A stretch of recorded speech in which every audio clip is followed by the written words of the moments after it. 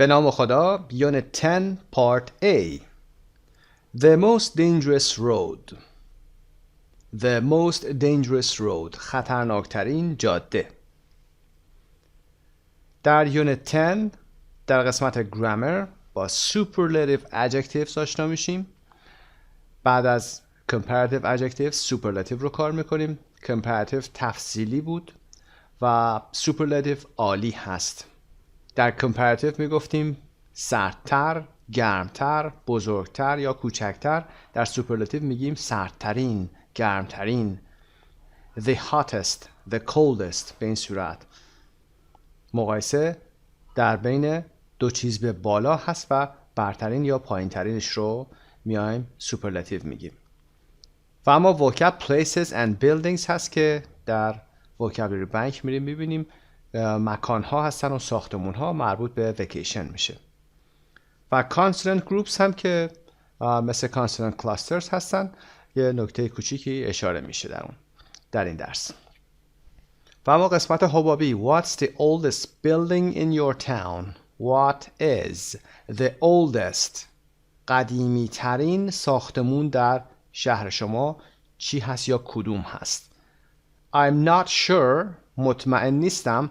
Probably the cathedral. احتمالاً کلیسای اعظم باشه. Probably احتمالاً the cathedral. Part 1 Vocabulary Places and Buildings. مکان‌ها و ساختمان‌ها. Complete these famous tourist sites with a word from the list. Do you know what countries or cities they are in? قسمت پایین چند تا اسم داریم، اسم مکان هستن. میخوام بگیم که این مکان‌ها چی هستن. Famous tourist sites مکان‌های دیدنی برای توریستی یا تفریحی مشهور هستن. وقتی که اشاره کردیم چه چیزی هستن اینها، چه مکانی هستن، بعد از اون اسم شهر یا کشورش رو هم میگیم. ترافالگار سکوئر هست، میدان ترافالگار هست. in London, England. ترافالگار سکوئر in London, England. در لندن انگلستان هست. گفتیم اول شهر رو میگیم بعد کشور رو میگیم، یا شهر رو میگیم بعد ایالت رو میگیم. The Golden Gate Bridge. پل گلدن گیت یا دروازه طلایی. in San Francisco, California, in the USA. در سان فرانسیسکو کالیفرنیا در ایالات متحده هست. وال استریت، خیابان وال استریت مشهور هست در نیویورک سیتی USA. ادینبرا کاسل، استرس هم قسمت اول. کاسل، قلعه ادینبرا in Edinburgh in Scotland. در شهر ادینبورگ اسکاتلند قرار گرفته. کاسل تی رو تلفظ نمی کنیم، دقت داشته باشید. کاسل. The Rocky Mountains. The Rocky Mountains کوههای راکی هستن. Mountains استرس در قسمت اول. Which are located که قرار گرفتن in North America, in Canada and the US. در آمریکای شمالی، در کانادا و ایالات متحده قرار گرفتن. خب The Rocky Mountains, Trafalgar Square, the Golden Gate Bridge, Wall Street, Edinburgh Castle, the Rocky Mountains.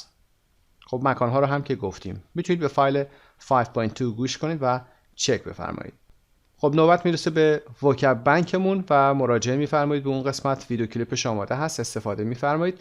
بعد از اون که کار رو انجام دادید برمیگردید دوباره به همین صفحه. قسمت تو grammar superlative رو ببینیم موضوع درسمون چی هست. Grammar superlative adjectives. Look at the photos. Do you know what countries they are in? در قسمت روبرو یه سری تصاویر رو میبینیم که مربوط به مکانهای خاصی هست و میخوایم در موردشون یه سری صحبت‌هایی رو داشته باشیم با نگاه superlative adjectives، یعنی صفت‌های عالی. مکان‌ها رو هم در قسمت پایین با هم انجام میدیم. 5.4 With a partner complete the captions with a phrase from the list. Listen and check. با دوستتون با استفاده از عبارت‌هایی که در پایین اومده کپشن‌های هر یک از تصاویر رو پر بکنید، کامل بکنید و بعد هم listen and check بکنید. خب اشاره داشته باشیم به سوپرلاتیو ادجکتیو. صفت‌های عالی هستن. صفت‌های عالی برای مقایسه بیش از دو صفت هست، بیش از دو چیز هست و در اون صفت‌ها ما میگیم که چیزی بزرگترین هست، کوچکترین هست، شلوغترین هست یا پهن‌ترین و غیره هست. ساختارش هم به این صورت هست: ما حرف تعریف the و بعد صفت رو داریم با est در انتهاش که قوانین خاص اسپلینگ خودش رو هم داره، اشاره میکنیم. و یا اینکه the most و اون صفت رو داریم. صفت دیگه اینجا تغییر نمیکنه وقتی که the most رو میاریم. اینم قوانین خاص اسپلینگ خودش رو داره که در متن اشاره میکنیم. پس وقتی میگیم the biggest یعنی بزرگترین. قبلا میگفتیم bigger، دیگه the نداشتیم در superlative adjective، در comparative adjective. میگفتیم A is bigger than B. A بزرگتر از B هست. و یا B is smaller than A. B کوچکتر از A هست. خب حالا میگیم the biggest. اگر A, B و C داشته باشیم و A بزرگتر از B و C باشه میگیم A is the biggest. A بزرگترین هست. خب تمرین اول number 1 the Louvre. The Louvre is the most popular art gallery in the world. موزه لوور مشهورترین یا معروفترین گالری هنر در دنیا هست. The Louvre، موزه لوور مشهورترینه. The most popular. Popular چند بخشیه. Popular سه بخشیه، سه سیلابی هست. باید براش most بیاریم قبل از popular. میگیم the most popular in the world، در جهان. یه مکانی هم داریم دیگه، یک فضایی هم داریم. در کجا این مشهورترین هست؟ در چه جمعی هست؟ در چه فضایی هست؟ میگیم in the world. of the world نمیگیم اینجا. Number 2 Vasco da Gama Bridge is the longest bridge in Europe. پل واسکو دا گاما طولانی ترین پل در اروپا هست. is the longest. the longest. قبل از صفت‌های سوپرلاتیو ما باید the رو هم بیاریم. long طولانی، ارتفاع رو نمیگیم. طویل، طولانی. the longest bridge in Europe. طولانی ترین پل در اروپا هست. Number 4 Tiananmen Square is the biggest square in the world. میدان تیانانمن بزرگترین میدان در جهان هست. The biggest. big به سادگی میشه the biggest. در قسمت بالا در لیست اومده. The biggest. چرا دابل جی شده؟ قانونش رو قبلا گفتیم. قبل از جی که حرف بی صدای انتها هست یک حرف با صدا اومده، بنابراین حرف آخر دابل میشه و ادامه پیدا میکنه با est. در کجا هست؟ In China. Number 5 Avenida 9 de Julio in Buenos Aires is the widest street in the world. The widest street. widest. ای داره در انتها، فقط کافیه st بذاریم پشتش. The widest street in the world. همینطوری که ملاحظه می‌فرمایید Avenida 9 de Julio که در بوئنوس آیرس قرار گرفته پهن‌ترین هست. widest. wide wider widest. پهن‌تر، پهن‌ترین، عریض‌ترین. street in the world در دنیا هست. Avenida 9 de Julio هم که به زبان آرژانتینی هست، تاریخ هست 9th of July هست. 9th of July Avenue، خیابون 9 جولای هست که میشه Avenida 9 de Julio. و بوئنوس آیرس هم که آرژانتینی هست کلمش و کپیتال اونجا هست، به معنای هوای خوب هست. بوئنوس آیرس. بوئنوس یعنی خوب. این نکته هم جهت اطلاعات عمومی شما عرض کردم. میریم قسمت 6 که چاپش اینجا برای من نگرفته. Shinjuku Station in Tokyo is the busiest. Busy, busier, busiest. The busiest train station in the world. ایستگاه شینجوکو در توکیو شلوغ‌ترین ایستگاه قطار در دنیا هست. Station in the world هست قسمت پایین که چاپش نگرفته. The busiest. توکیو در ژاپن قرار گرفته. خب برمیگردیم به قسمت بالا. The biggest, the longest, the busiest, the most popular, the most dangerous, the widest. بزرگترین، طولانیترین، شلوغترین، مشهورترین، معروفترین و خطرناکترین و پهن‌ترین. Complete the chart with superlatives from B. خب مشخصه جدول معلوم هست. adjective داریم، comparative داریم و superlative. big, bigger, the biggest. بزرگ، بزرگتر، بزرگترین. long, longer, the longest. تکسیلابی long به همین شکل که ER گرفته به همین شکل هم EST میگیره. wide پهن، عریض. wider, the widest حرف تعریف the و wide و یه ST هم در انتها. پهن‌ترین. busy, busier, the busiest. شلوغ، شلوغتر و شلوغترین. dangerous, more dangerous, the most dangerous. صفتی که برای comparativeش more میگرفته الان برای superlative باید the most بگیره. خطرناکتر، خطرناکترین. popular مشهور. more popular, the most popular. مشهورترین، معروفترین، محبوبترین. و part D. What letters do you add to a one-syllable adjective to make a superlative? چه حرفی رو ما اضافه کردیم؟ چه حروفی رو اضافه کردیم به یک صفت تکسیلابی a one-syllable adjective؟ EST رو اضافه کردیم و یه superlative ساختیم. What words do you put before longer adjectives? قبل از صفت‌های بلندتر ما چه کلمه‌هایی رو میذاریم؟ حرف تعریف the و most و خود صفت که بعدش میاد. The most به این صورت. Part E, page 142, Grammar Bank 10A. Learn more about superlative adjectives and practice them. در بخش گرامر بانک توضیحات بیشتری در مورد سوپرلاتیو میدیم. برید به اون قسمت مراجعه کنید. 10A رو که انجام دادید میتونید برگردید به ادامه درس صفحه بعد 77. Part 3 Pronunciation Consonant Groups. Consonant Groups قبلا Consonant Clusters رو کار کردیم. یه سری حروفی هستن که پشت همدیگه قرار میگیرن، بی صدا هستن که بعضی وقتا برای بعضی از زبانها سخت هست که اونها رو تلفظ بکنن. A5.6 Listen and repeat the adjectives in 2C. خب در قسمت 2C که صفحه قبل بوده به فایل صوتی گوش میکنید و صفتها رو تکرار میکنید. و اما نوتی که اینجا آورده consonant groups, words that have 2 or 3 consonants together, for example fastest, can be difficult to pronounce. کلمه هایی که 2 یا 3 تا کانسوننت با هم دیگه دارن، 3 تا حرف بی صدا رو با هم دیگه دارن، به عنوان مثال fastest پشت هم دیگه قرار میگیره. بعضی وقتا تلفظشون سخت هست که ما به تدریج اونها رو یاد میگیریم که چطور تلفظ بکنیم. 5.7 Listen and repeat these superlatives. سوپرلاتیف هایی که در پایین اومدن رو گوش بکنید و تکرار بکنید که یه دور با هم میخونیم. The most expensive گرانترین. The most beautiful زیباترین. The most exciting پرهیجانترین، هیجان انگیزترین.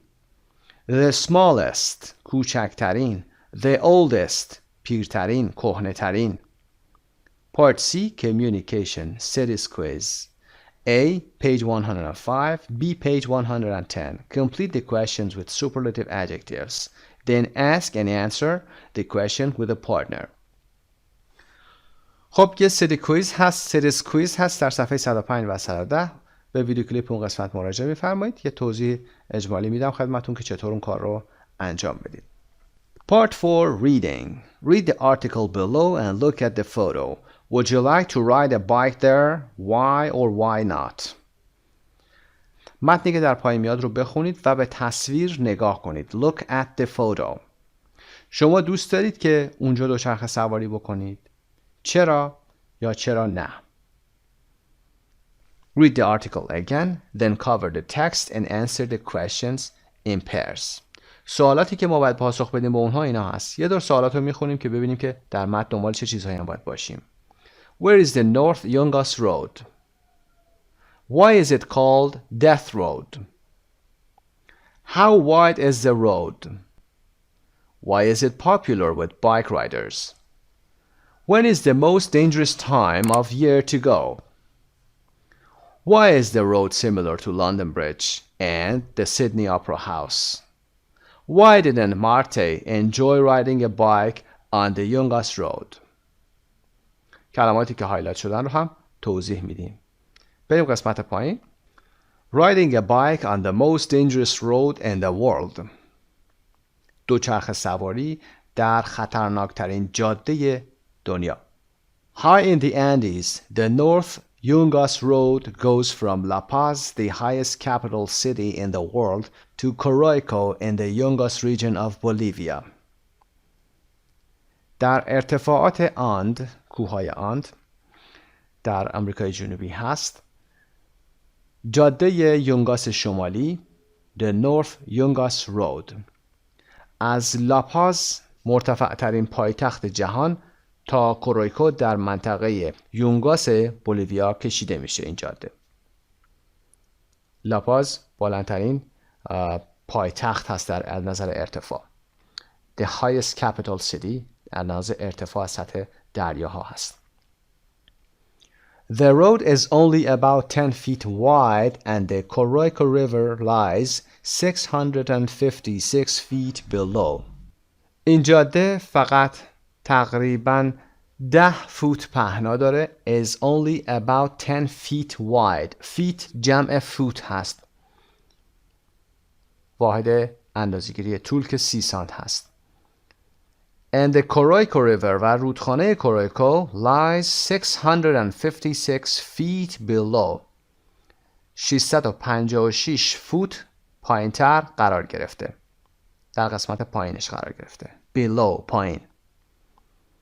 Bolivians call it El Camino de la Muerte, death road, because of the number of accidents, and in 1995 it was officially declared the most dangerous road in the world.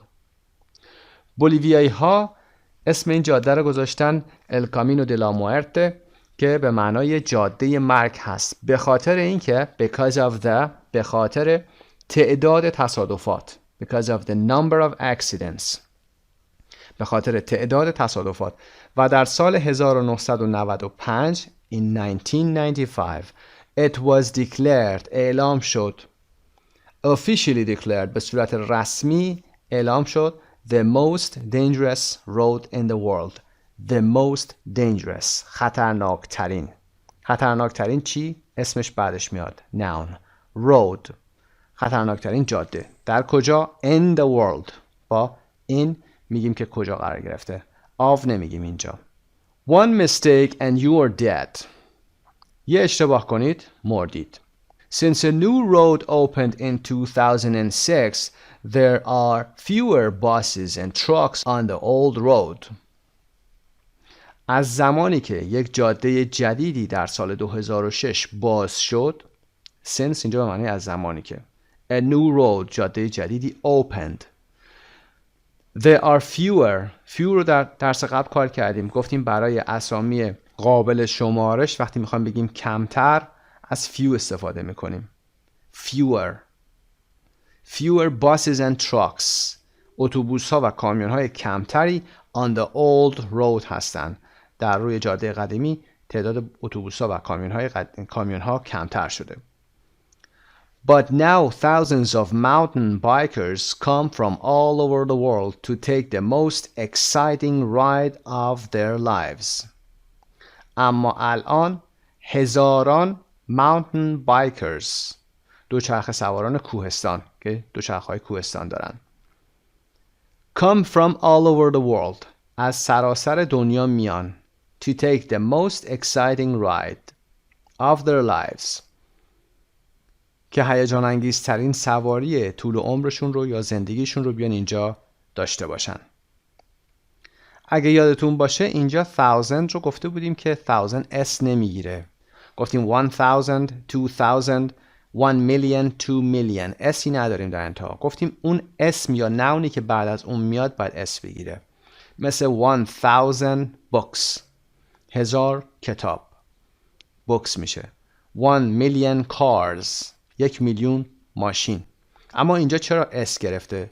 یه اشاره کرده بودم در قسمت اعداد، گفتیم که وقتی میخوایم بگیم هزاران، صدها، میلیونها، اونجا اس میذاریم و ساختارش هم به این صورت هست: thousands of mountain bikers. اگر mountain رو برش داریم، کلممون رو راحت ترش بکنیم، جمله‌مون رو کوچیک‌تر کنیم، راحت تر میشه thousands of bikers، هزاران دوچرخه سوار. millions of bikers، میلیون ها دوچرخه سوار. خب این هم نکته‌ای که در مورد اعداد بود. پس میان the most exciting هیجان انگیز، the most exciting هیجان انگیز ترین of their lives از زندگیشون رو. They start at La Combre 15,400 feet above sea level and go down to 5,000 feet, traveling at nearly 50 miles an hour down the narrow road. اونها در لاکومبره شروع میکنن. They start at، در این نقطه شروع میکنن که 15,400 feet above sea level هست که 15,400 فوت بالای سطح دریا هست. above، بالای سطح دریا. آن نمیگیم اینجا. above sea level. وقتی سطح رو میخوایم بسنجیم با above و below میگیم. below سطح زیرین، above سطح بالایی. پس sea level یعنی سطح دریا. میدونید سطح دریاها سطح صفر، دریاهای آزاد البته، سطح صفر ارتفاع محسوب میشه. and go down و از اونجا که ارتفاع بالایی هست به سمت پایین میخوام بیان. go down to 5,000 feet یعنی از ارتفاع 15,400 فوت میخوام به ارتفاع 5,000 فوت به سمت روی دامنه کوه بیان پایین. traveling at nearly، اینجا traveling یعنی حرکت میکنن. at nearly 50 miles با سرعت تقریبی، nearly تقریباً. at 50 miles با سرعت 50 مایل. at nearly 50 miles با سرعت تقریبی یا تقریباً 50 مایل an hour در ساعت. miles an hour که چیزی نزدیک به 100 کیلومتر میشه. down the narrow road به سمت پایین در narrow road یعنی جاده باریک. narrow باریک. wide رو در بالا گفتیم در خیابانی که در بوئنوس آیرس بود، اوانیدا 9 دی هولیو، گفتیم wide پهن. narrow باریک. narrow streets خیابون‌های باریک. پس این مسیر رو با این سرعت از این ارتفاع به این ارتفاع میان به سمت پایین. During the rainy season from December to March only experienced bike riders can take part but some die every year on the road. در طول فصل بارانی، باران، rainy season یا در طول فصل بارندگی از دسامبر تا مارس فقط experienced bike riders، دوچرخه سواران مجرب، اونهایی که تجربه دارن، experienced. For example, my friend is an experienced doctor. دوست من یک پزشک مجرب، تجربه داره. Can take part. Take part یعنی شرکت کردن. شرکت کردن در چیزی میشه take part. گذشتهش took part. میتونن شرکت کنن. Can take part. But some die. اما بعضی ها میمیرن. Every year هر سال on the road در این جاده. So why do people do it? بنابراین چرا مردم این کار رو انجام میدن؟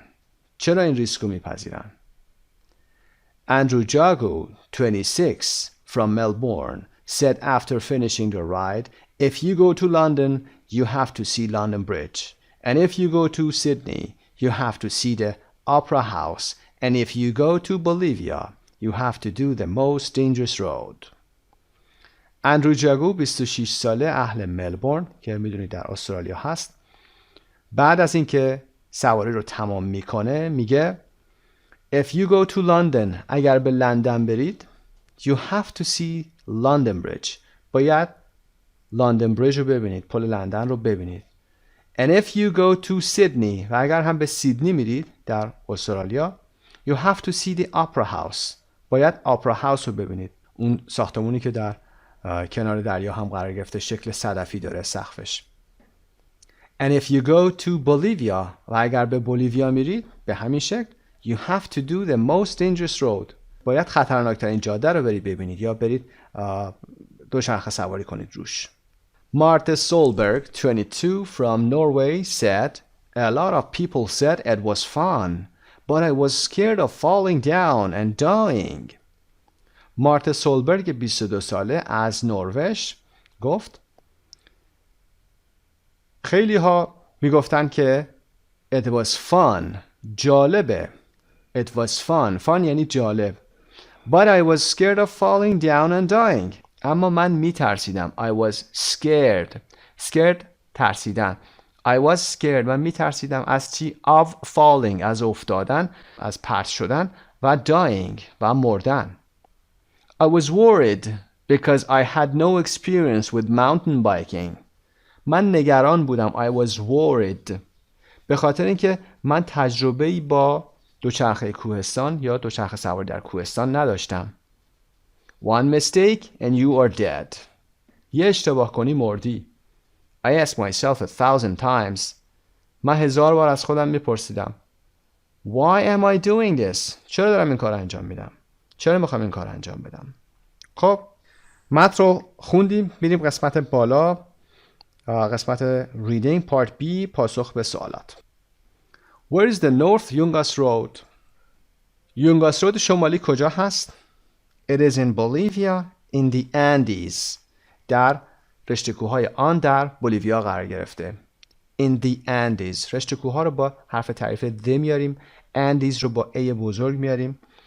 و in Bolivia. بولیویا رو هم با B بزرگ می نویسیم. کشور بولیوی در رشته کوههای آند. Why is it called Death Road? چرا معروف به Death Road هست؟ جاده مرگه. Because there are a lot of accidents there.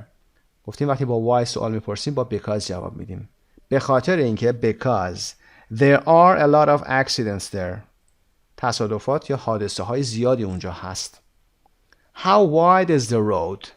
How wide. میخوایم بپرسیم چیزی چقدر پهنه. How wide. نمیگیم what wide. یادتون باشه how wide. How narrow. چقدر باریکه. How wide is the road? How wide is the canal? کانال آبی رو میخوام بگیم. How wide is the street? چقدر پهنه؟ It's 10 feet wide. 10 فوت پهناشه. یعنی 3 متر پهنای جاده هست. Why is it popular with bike riders? Number 4 هست. Why is it popular with bike riders? چرا این جاده مورد پسند دوچرخه سواران هست؟ محبوب اونها هست. Because it's the most exciting ride of their lives. به خاطر اینکه اون هیجان انگیزترین سواری عمرشون میشه. Number 5. When is the most dangerous time of year to go? When is the most dangerous time? خطرناکترین زمان سال برای رفتن به اونجا کی هست؟ The most dangerous time of year is during the rainy season. در فصل بارندگی هست. The rainy season که from December to March هست. از ماه دسامبر میشه تا ماه مارس. Number 6. Why is the road similar to London Bridge and the Sydney Opera House? چرا این جاده is similar to مشابه هست، شبیه به هست. This is similar to شبیه به چیزی هست. چرا این جاده شبیه پل لندن و آپرا هاوس سیدنی هست؟ Because if you are a tourist, you just have to go there and see it. وقتی به عنوان توریست میری به بولیوی باید بری مثل لندن که میری به لندن بریج نگاه میکنی و لندن بریج میری میبینید و وقتی به سیدنی میرید به آپرا هاوس میرید میبینید باید اونجا هم برید این جاده رو ببینید. Number 7. Why didn't Marte enjoy riding a bike on the Yungas Road? چرا مارته از دوچرخه سواری در یونگاس رود لذت نبرد؟ Because Marte was scared of falling over and dying. به خاطر اینکه میترسید بیفته و بمیره. Marty had no experience with mountain biking. مارتی تجربه از دوچرخه سواری در کوهستان نداشته. این هم دلیلش. خب قسمت C impairs guess the meaning of the highlighted words که این کار رو انجام دادیم. و part D is riding a bike popular in your country or region. دوچرخه سواری در کشور شما یا منطقه شما آیا پاپولار هست؟ مردم پسند هست. Is there an area that is very popular with bike riders? Why? آیا منطقه دارید که مورد پسند بایک رایدرز ها باشه، بایک رایدر ها باشه، دوچرخه سوارا باشه؟ چرا اون منطقه مورد علاقه شون هست رو هم باید توضیح بدید. مثل همین دث رود بولیوی اگر یه همچین چیزی یا مشابه این دارید میتونید توضیح بدید. Part 5 Speaking and Writing. Work in pairs. Imagine you are a tourist in your town or nearest big town who only speaks English. Ask B who lives in the town questions 1 to 5. Get as much information as you can. خب در قسمت پایین که دو تا باکس داریم که هر کدوم 5 تا سوال توشون هست. تصور کنید که شما در یک توریست هستید. Imagine این رو اضافه کنید به دایره لغاتتون. میخواد بگید تصور کن که شما هستید. Imagine you are. Imagine you are a tourist in your town. شما در شهرتون یک یا or nearest big town یا یک شهرک نزدیکتر. Who only speaks English و فقط هم انگلیسی میتونید صحبت بکنید.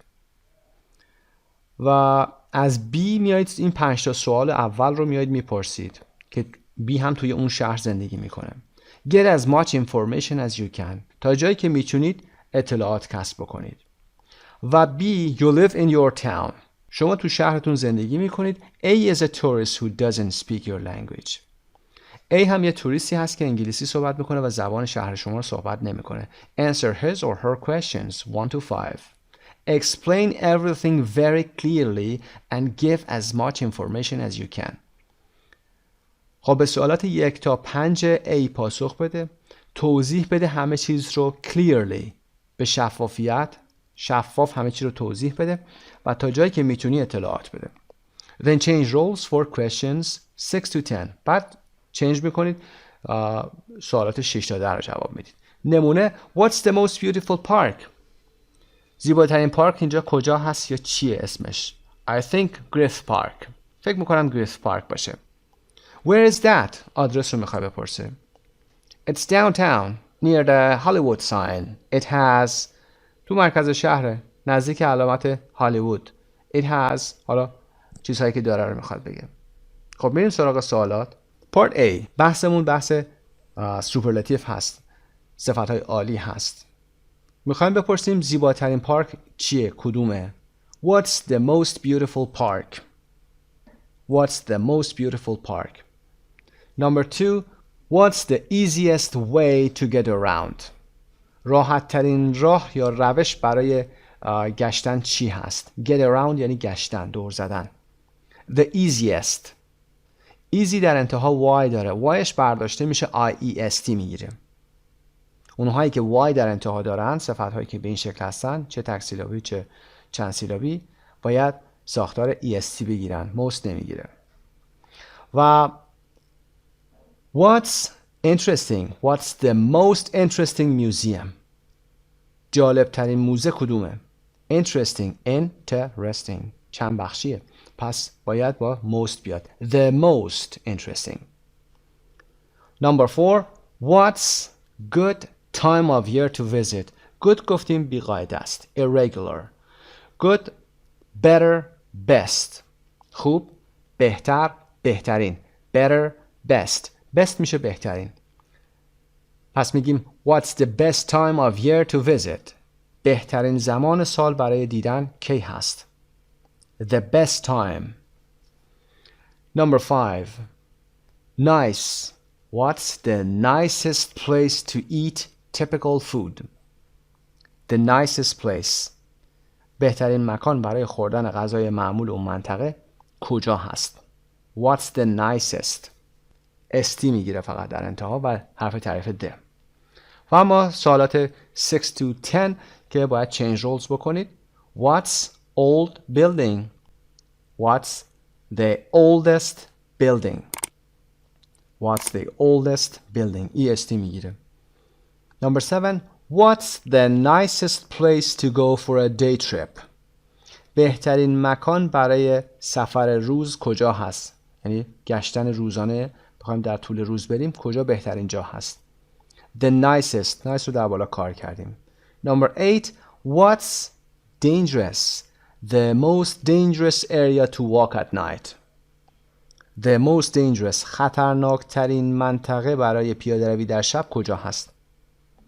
Number 9. Where is the best place to buy a souvenir? بهترین مکان برای خرید سوغاتی کجا هست؟ Where is کجا هست؟ The best place گفتیم بی قاعده است. Good, better, best. تمرین کنید بگید good, better, the best به این صورت. Number 10. What's popular? The most popular چون چند سیلابیه. What's the most popular area to go at night? مردمی ترین، محبوب ترین، مشهورترین منطقه برای رفتن در شب کجا هست یا چیه؟ The most popular area to go at night. Part B. Imagine you want to advertise your town or city for tourists. Write an advertisement using superlative adjectives. Add photos if you can. خب این یه کاری هست که میتونید انجام بدید. تصور کنید شما میخواید که شهرکتون یا شهرتون رو برای توریست ها ادورتایز بکنید. ادورتایز گفتیم تبلیغ، آگهی، بازرگانی هست. یه ادورتایزمنتی می نویسید با استفاده از superlative adjectives و تصویرم اگر خواستید اضافه میکنید، وگرنه که متن رو فقط بتونید بنویسید خیلی عالی هست. به عنوان مثال اسم شهرتون حالا Veracruz میگه. Come to Veracruz. It isn't the biggest or the most important town in Mexico, but it has the nicest people and the most delicious seafood. به ورکروز بیایید. ورکروز بزرگترین یا مهمترین شهر در مکزیک نیست، اما بهترین مردم رو داره و خوشمزه ترین غذای دریایی و ادامه میده. شما میتونید هر چیزی که صفت‌هایی که یاد گرفتید رو بیایید توضیح بدید. The nicest place to go, the oldest buildings for example to see و غیره. خب به این ترتیب یونت 10 پیج 77 در اینجا به پایان میرسه. موفق باشید. به نام خدا. یونت 10 B Couch surf around the world. عنوان درس یونت 10 پارت B Couch surf هست. Couch surf رو در متن درس توضیح میدیم. نوعی سفر توریستی هست که در موردش در متن توضیح میدیم. Couch surf به دور دنیا. در گرامر ما با موضوع جدیدی آشنا میشیم که be going to plans هست، یعنی قصد در آینده رو با ساختار be going to میخوایم ببینیم. future time expressions مروری بر اصطلاحات زمانی هست و خصوصا اصطلاحات زمانی آینده. در بحث vocab هم vacations رو کار خواهیم کرد، تعطیلات. در pronunciation هم sentence stress استرس در جمله. اما در قسمت حبابی what are you going to do? I'm going to travel around the US. همونطور که عرض کردم بحث آینده رو میخوایم قصد در آینده رو بپرسیم. قصد داری چی کار بکنی؟ برنامه چیه؟ پلنز چی هست؟ طرح چیه؟ I'm going to travel around the US. قصد دارم که دور ایالات متحده سفر کنم. Part 1 Listening. Read the dictionary definition for couch and look at the couch surfing website. What do you think couch surfing is? معنای couch رو در دیکشنری ببینید در قسمت پایین و نگاهی هم به سایت couch surfing بندازید. What do you think couch surfing is? فکر میکنید که couch surfing چی هست؟ خب قسمت اول couch رو معنا کرده. یه مروری هم بکنید تو بحث دیکشنری. couch رو به این صورت نوشته، به این شکل هم داخل دوتا اسلنت فونتیکش رو آورده، صدای ک، او و ت و ش که با هم میشه چه. couch چه قسمی از کلمه از part of speechش noun هست. دوتا معنا گذاشته برش number 1 و number 2. A long comfortable seat for 2 or more people to sit on or a sofa. یک صندلی راحت دراز برای 2 یا چند نفر. صندلی که بزرگ هست برای 2 یا 3 نفر که روش بشینن، که میشه مبل یا کاناپه، سوفا. Number 2, the bed in a doctor's room for a patient to lie on. اون نیمکت یا تختی که بعد در اتاق پزشک گذاشته میشه for a patient to lie on، برای یه بیمار که روی اون دراز بکشه. در قسمت پایین هم کاوچ سرفینگ رو سایتش رو میبینیم. سایتش به این آدرس هست، میتونید برید چک بکنید. اینکه کاوچ سرفینگ چه چیزی هست از ظاهرش مشخص هست که در مورد سفر و تور و غیره میتونه باشه. خب میریم ادامه درس. Part B 5.8 Listen to part of a radio travel program where you write How does couchsurfing work؟ به بخشی از یک برنامه سفر در رادیو گوش بکنید. آیا شما پاسخ درست داده بودید؟ و اینکه کاوچ سرفینگ چطور کار میکنه؟ نحوه کار کاوچ سرفینگ چی هست؟ خب به فایل صوتی با هم گوش میکنیم. 5.8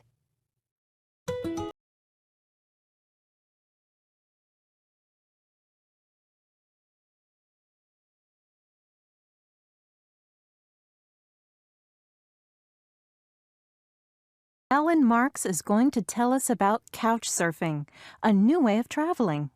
Alan, what exactly is couch surfing? Well, couch surfing is an exciting and cheap way of traveling and seeing new places. It's a very simple idea. When you visit another city, you stay in somebody's apartment or house. That person, the host, gives you a room and a bed. And if he or she doesn't have a bed, then you can sleep on their couch or sofa.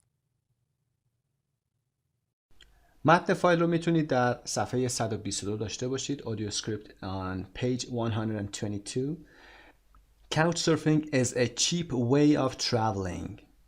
Couchsurfing یک راه ارزان سفر هست. When you visit a city, you stay in somebody's apartment or house.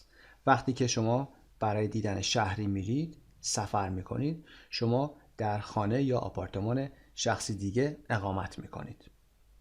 این کاوچ سرفینگ بوده. خب روش کارش رو هم که متوجه شدید. Part C 5.9 Now listen to the speaker give more details about couchsurfing. Mark the sentences true or false. خب حالا به جزئیات بیشتری در مورد کاوچ سرفینگ گوش بکنید که گوینده داره صحبت میکنه و پاسخهای true و false هم بدید در اینجا. اگر اونهایی که false هستن رو هم پاسخش رو بدید که چرا false هست. به فایل صوتی با هم گوش میکنیم. 5.9 Do you have to pay for the bed? No, you don't. It's completely free. Couch surfers usually take a small present for the host, or maybe they can help with the housework or make a meal. But you never pay any money. How do you find these people? Well, there is a website called couchsurfing.org. First, you go there and create a profile. Then you search for the city you want to visit, and you look for people there who are offering a bed. When you find somebody, you send them an email, and then you can agree on the day or days that you want to stay. The website is free. And do you have to offer a bed in your house? No, not if you don't want to. You can just be a guest, or you can be a host and offer a room in your house. Or you can do both things. It's up to you. Is couch surfing safe? Yes, it is. You have a lot of information on the website about the person you are going to stay with. Every time a person stays with a host, they write a report, either positive or negative, and you can read all these reports. Also, you can email the person before you go and ask any questions you want. Does the host usually show you his or her city? Well, it depends on the person. Some hosts take their guests to see some of the sites, but others don't. It depends when you visit, too. Some hosts take their guests out on the weekends, but are too busy during the week. But hosts usually recommend things to do, so you often see things that tourists don't usually see.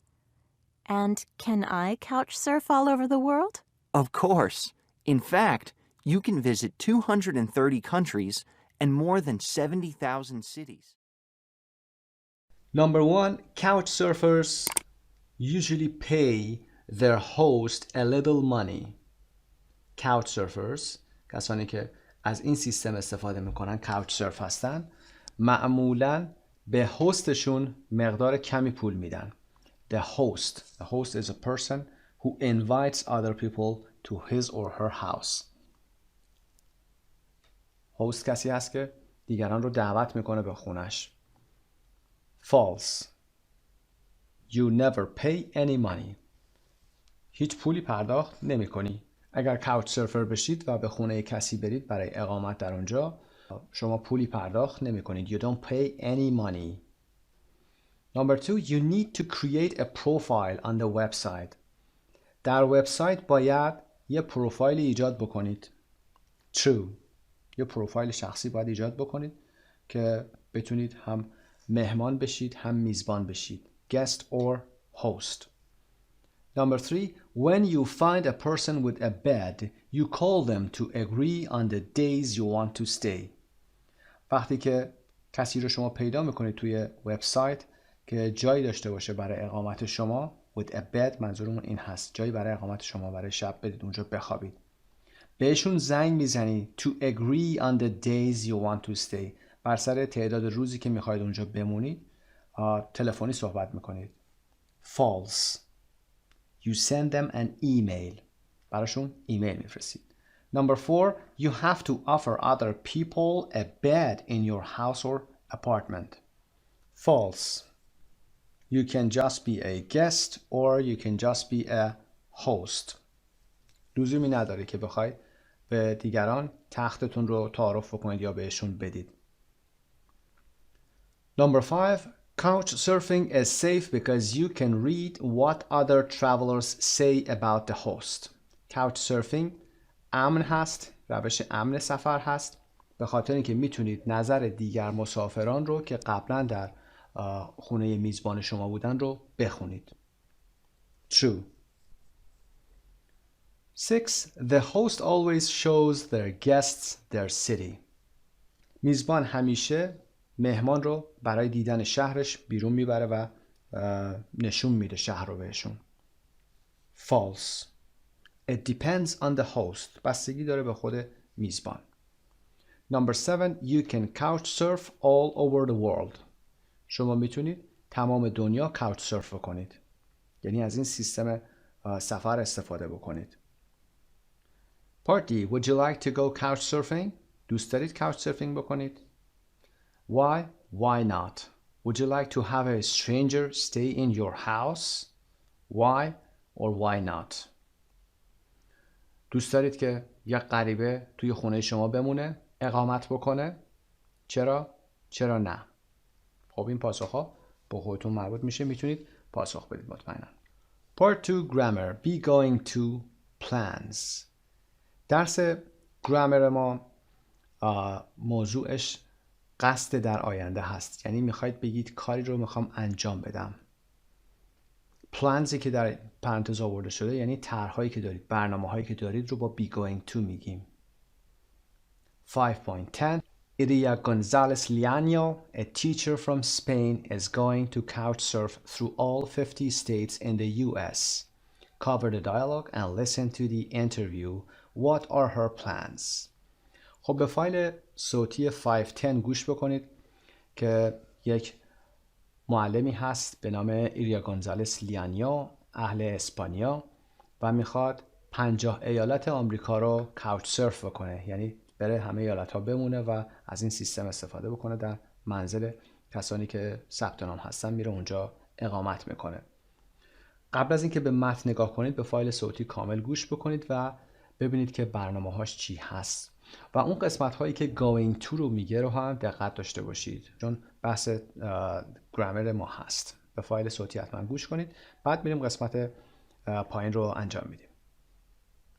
Her plans are to travel to all 50 states in the US by bus and stay 3 nights or more in each place. برنامه هاش این هست که میخواد با اتوبوس به همه 50 ایالات متحده سفر بکنه و 3 شب یا بیشتر در هر مکانی بمونه. She wants to do things that are not in a guidebook. میخواد کارهایی رو انجام بده که در کتابچه‌های راهنمای سفر وجود نداره. خب میریم قسمت پایین. Listen again and fill in the blanks with a verb. به فایل صوتی گوش کنید و این قسمت رو پر بکنید. هاست و ایریا صحبت میکنن. Tell me about your plans, ایریا. در مورد برنامه‌هات به من بگو ایریا. I'm going to travel around the US to all 50 states. قصد دارم که سفر بکنم به دور ایالات متحده به همه 50 ایالت. I'm going to travel. قصد دارم سفر بکنم. I'm going to اینجا قصد رو نشون میده. Going to و بعدش هم بیس فرم فعل میاد. To travel سفر بکنم. و هست میگه Wow, that's amazing. How long are you going to stay in each state? واو جالبه. قصد دارید چقدر توی هر ایالتی بمونید؟ How long چه مدتی؟ Are you going to stay قصد دارید که بمونید. حالت سوالی going to هست. I am going to you are going to you are going to رو سوالی کرده میگه are you going to و بعدش فعل stay در هر ایالت.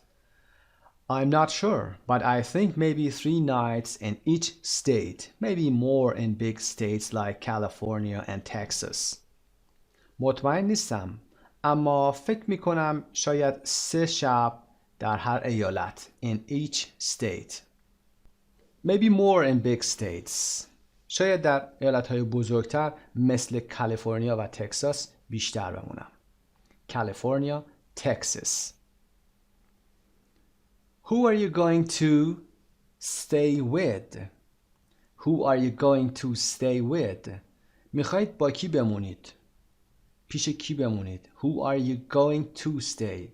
قصد دارید. Going to. I'm going to stay with all kinds of people. I want to make new friends across the US.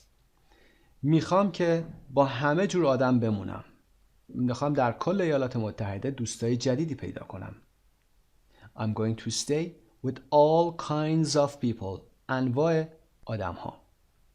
I want to میخوام make new friends. دوستای جدیدی پیدا کنم. We make new friends. دوستای جدیدی پیدا میکنیم. Across the US یعنی در سراسر ایالات متحده. و هست میگه Are you going to sleep on a couch? آیا میخواید روی کاوچ بخوابید؟ کاوچ هم که گفتیم همون مبل هست یا کاناپه هست. Yes, I'm going to sleep on a lot of couches. بعد قراره که روی مبل‌های زیادی بخوابم. I'm going to sleep on a lot of couches. گفتیم که در قسمت پایین صاحب خونه یا هاست نیازی نیستش که بخواد به مهمان تختی تعارف بکنه، تخت خونه خودشو بده. شما فقط میتونید اونجا از محیط خونه استفاده بکنید. How are you going to travel? چطور میخوای سفر کنی؟ قصد داری چطور سفر کنی؟ How are you going to travel? I'm going to travel mostly by bus. قصد دارم که اکثرش رو با اتوبوس برم. Mostly اکثر بیشتر. قصد دارم بیشتر با اتوبوس سفر کنم. What are you going to do in each state? قصد داری در هر ایالت چه کاری انجام بدی؟ What are you going to do in each state? در هر ایالت. And Ilya says, I don't just want to see the typical tourist sites. I hope I'm going to do things that aren't in a guidebook. من فقط نمیخوام برم جاهای دیدنی توریستی معمولی رو برم ببینم. امیدوارم که بتونم کارهایی رو انجام بدم که در گایدبوک ها وجود نداره، در کتاب های راهنما وجود نداره. کتاب های راهنما رو که میدونید کتابایی هستن که از تجربیات مسافرها در مکانهای مختلف جمع آوری میشه و به شما گفته میشه که در هر شهر میرید کجاها میتونید برید، چقدر هزینه میتونید بکنید، کرایه تاکسی ها رو براتون مشخص میکنن، هزینه هتل ها و غیره رو در اونجا مشخص کردن. چون میخواد جایی بره که مسافرهای قبلی نرفتن، چیزهای جدیدتر رو میخواد بره ببینه. و هست میگه well have a good trip and good luck. خب سفر خوبی داشته باشید و موفق باشید. good luck. موفق باشید. سفر رو در همینجا نگه میدارم. شما به متن پایین مراجعه بکنید. قسمت C. Look at the highlighted sentences in the dialogue. Then answer the questions. به این کلماتی که به این جمله هایی که هایلایت شدن نگاه بکنید و سوالات زیرو یعنی number 1 و number 2 رو پاسخ میدیم. What form is the verb after going to? بعد از going to ها فرم فعل چه نوع فرمی هست؟ چه شکلی هست؟ Going to travel, to stay, to sleep, to travel. همه این افعال شکل ساده شون هستن. شکل اصلی فرم هستن. The base form. Number 2. Do we use going to talk about the past, the present or the future?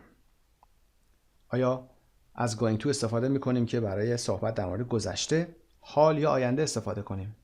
همونطور که متوجه شدید ما همه going to ها رو برای صحبت در مورد آینده استفاده کردیم. For the future برای آینده. Going to travel قصد دارم سفر کنم. I'm going to sleep میخوام بخوابم. قصد دارم اونجا بخوابم. I'm going to stay قصد دارم اقامت کنم.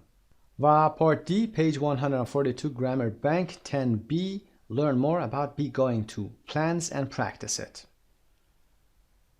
به صفحه 142 مراجعه می‌فرمایید و اونجا Grammar Bank 10B رو که قسمت وسط هست رو انجام میدیم. Be going to plans اونایی که قصد رو دارن نشون میدن و تمرین میکنیم. بعد از اینکه اون قسمت رو انجام دادید میتونید برگردید بیایید قسمت E. Number the future time expressions 1 to 8. خب اصطلاحات زمانی مربوط به آینده داریم در اینجا. 8 اصطلاح هست. قبلا این نمونه ها رو کار کردیم. اینجا فقط منظورمون آینده هست. Number 1 شو today آورده. The most recent نزدیکترین به ما هست. از اینجا به بعد باید حرکت کنیم بریم number 2 tonight. Number 3 tomorrow morning. Number 4 tomorrow afternoon. Number 5 tomorrow night. Number 6 next week. Number 7 next month. و number 8 next year سال آینده. Today امروز. Tonight امشب. Tomorrow morning فردا صبح. Tomorrow afternoon فردا بعد از ظهر. Tomorrow night فردا شب. Next week هفته آینده. Next month ماه آینده. و next year سال آینده. Listen and check, then listen again and repeat. Make 4 true sentences about your plans. خب listen and check رو که مطمئنا خودتون میدونید چطور انجام بدید. و اما قسمت دوم میگه که make 4 sentences, 4 true sentences about your plans. 4 تا جمله‌ای که واقعیت داره در مورد آینده خودتون برنامه ریزی دارید. مثلا میخواید یه زبان جدید یاد بگیرید. میخواید سفر کنید و غیره رو با going to مثال بزنید و تایم اکسپرشن رو هم بعدش بیارید. به عنوان مثال امشب میخوام یه فیلم ببینم. I'm going to see a movie tonight. قصد دارم امشب یه فیلم ببینم. قصد دارم سال دیگه یه زبان جدید یاد بگیرم. I'm going to و بعد فعل to learn a new language next year. سال آینده قصد دارم یه زبان جدید یاد بگیرم. خب انواع جمله ها رو میتونید به این صورت استفاده کنید. فقط بدونید که I am going to برای شما هست. برای ضمایر دیگه هم میتونید استفاده بکنید و بگید اون قصد داره. ما قصد داریم. We are going to see a movie tonight. ما قصد داریم بریم. ضمیرمون و فعل to beمون با همدیگه تغییر میکنه. بقیه قسمت های فعل و going to ثابت هست. Part 3 Pronunciation and Speaking Sentence Stress 5.13 Listen and repeat the highlighted phrases in 2B. Copy the rhythm. خب میتونید به فایل صوتی 5.13 گوش کنید و ریتم رو هم کاپی بکنید. صفحه قبل برمیگردیم متن رو که در باکس بود host و area. وقتی که میخوایم افعال مربوط به یا جمله های مربوط به قصد آینده رو بگیم going to در اونها هست. به این صورت تلفظ میکنیم. به عنوان مثال اولین جمله I'm going to travel around the US. در این جمله going، travel و US استرس میگیره. ضمیر و حروف ربط استرس کمتری رو میگیرن.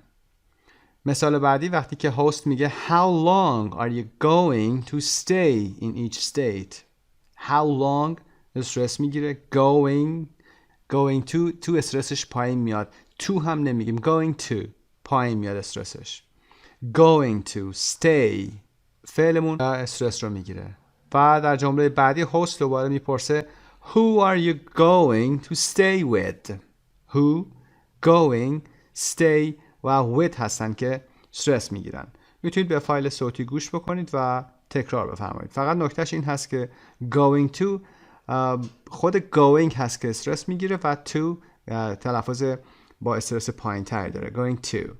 Part B communication. What are you going to do? A. Page 105. B. Page 110. Interview a partner about his or her plans. که در قسمت communication اون رو انجام میدیم. Number 4. Read Iria's blog about her couch surfing trip. Did she have a good time? ایریا در قسمت پایین یک بلاگی رو نوشته در وبسایت و در مورد سفرش که کاوچ سرفینگ داشته. میخوایم بدونیم که آیا اون اوقات خوبی داشته، بهش خوش گذشته و بعد میریم پارت بی رو انجام میدیم. Read the blog again, then cover it and answer the questions. سوالاتمون اینها هست. وقتی که متن رو میخونیم میخوایم بدونیم که به چه سوالاتی هم باید پاسخ بدیم. Number 1. What color was the desert in New Mexico? بیابان در نیومکسیکو چه رنگی بود؟ Number 2. Where were the big beautiful houses? خونه های بزرگ زیبا کجا بودند؟ Number 3. Which state didn't have much to do? کدوم ایالت چیز زیادی برای دیدن یا انجام دادن نداشت؟ Number 4. What information did she have in case things didn't work out? در صورتی که اوضاع نامناسب میشد یا به یک مشکل لاینحلی برخورد میکرد چه اطلاعاتی رو با خودش داشت؟ What was the problem she had? مشکلی که اون داشت چی بود؟ Number 5. Number 6. How did she feel before meeting a host? قبل از اینکه یه میزبان رو ملاقات بکنه چه احساسی داشت؟ Part C هم که highlighted verb phrase رو با هم کار میکنیم و بگیم معنیش چی هست. متن رو با هم میخونیم و به سوالات بالا پاسخ میدیم. I had fun couch surfing through the US. Every state had something interesting to see. من با کاوچ سرفینگ در ایالات متحده اوقات خوبی داشتم. به هم خوش گذشت. کاوچ سرفینگ رو چون معادلش رو نداریم همینطور میگیم کاوچ سرفینگ. توضیح هم بدم از قسمت قبل. کاوچ رو که میدونید همون مبل هست یا تخت هست و سرفینگ هم که گشتن هست در اینترنت. Every state had something interesting to see. هر ایالتی چیز جالبی برای دیدن داشت. In my opinion, the best states were New Mexico and Rhode Island. به عقیده من، به نظر من، in my opinion. میتونید جمله هاتون رو شروع کنید. اگر سوالی ازتون پرسیده میشه و چند گزینه میخواید بدید میگید in my opinion، به عقیده من. The best states، بهترین ایالت ها نیو مکسیکو و رود آیلند بودن. نیو مکسیکو یه ایالتی در امریکا هست، مرکزش هم سانتافی هست و رود آیلند مرکزش پرویدنس هست. I love the desert and its pretty brown colors in New Mexico. من عاشق بیابان و رنگ‌های زیبای قهوه‌ای اون در نیو مکسیکو بودم. Desert. I also enjoyed the Spanish history there. من همچنین از تاریخ اسپانیا در اونجا لذت بردم. Spanish ملیت هست باعث بزرگ. Spanish history تاریخ اسپانیا. In Rhode Island, I took a tour of some big beautiful houses. Take a tour و یا took a tour که گذشتش هست یعنی به تور رفتن، به سفر رفتن. در رود آیلند که در شمال شرقی امریکا هست من take a tour of some big beautiful houses یه تور برای دیدن چندین خونه بزرگ و زیبا داشتم. Big, beautiful houses. North Dakota was my least favorite state because there wasn't much to do. داکوتای شمالی، 2 داکوتا داریم، داکوتای شمالی و جنوبی. North Dakota, South Dakota. North Dakota مرکزش بسمارک هست. Was my least favorite state. least یعنی کمترین، حداقل پایین ترین. North Dakota پایین ترین محبوبیت رو برای من داشت، یا ایالت نورث داکوتا پایین ترین محبوبیت رو برای من داشت به خاطر اینکه there wasn't much to do. چیز زیادی برای انجام دادن نداشت. I never had a bad experience while couch surfing. من هیچ وقت در طول زمانی که couch surfing می کردم تجربه بدی نداشتم. I never had a bad experience while couch surfing. در طول زمانی که couch surfing می کردم. However, I always had a hotel address in case things didn't work out. However, اگرچه به نوشتن however نگاه کنید، بعدش یه کاما میذاریم و بعد یه فاصله. حتما بعد از however یه کاما میذارید. همیشه یک آدرس هتل رو با خودم داشتم. In case things didn't work out. در صورتی که اوضاع نامناسب میشد یا به یک مشکل دشواری برخورد میکردم، یا آدرس هتل رو با خودم داشتم. Didn't work out یعنی نامناسب میشد، اوضاع درست نبود. I met all kinds of people and I slept in all kinds of places from comfortable beds to old couches. من انواع آدما رو ملاقات کردم. I met all kinds of people. And I slept خوابیدم در انواع مکانها. As comfortable beds, comfortable راحت، comfortable نمیخونیم، comfortable beds to old couches. از تختهای راحت تا مبلهای قدیمی یا کهنه. I only had one problem. Sometimes I arrived late at a host's house. من فقط یه مشکل داشتم. بعضی وقتا دیر می رسیدم به خونه میزبان. Once it was because I forgot to change the time on my watch. یه بار به خاطر این بود که فراموش کردم که زمان ساعتم رو تنظیم کنم. To change the time on my watch. روی ساعتم بیام زمان رو تغییر بدم. Another time I got lost. یه بار دیگه من گم شدم. Another time I got lost. من گم شدم. To get lost یعنی گم شدن. Then one time I didn't have a cell phone so I couldn't call my host and my host couldn't call me. یه بار موبایلم رو به همراهم نداشتم، بنابراین نمیتونستم به میزبانم زنگ بزنم و میزبانم نمیتونست به من زنگ بزنه. I couldn't call my host.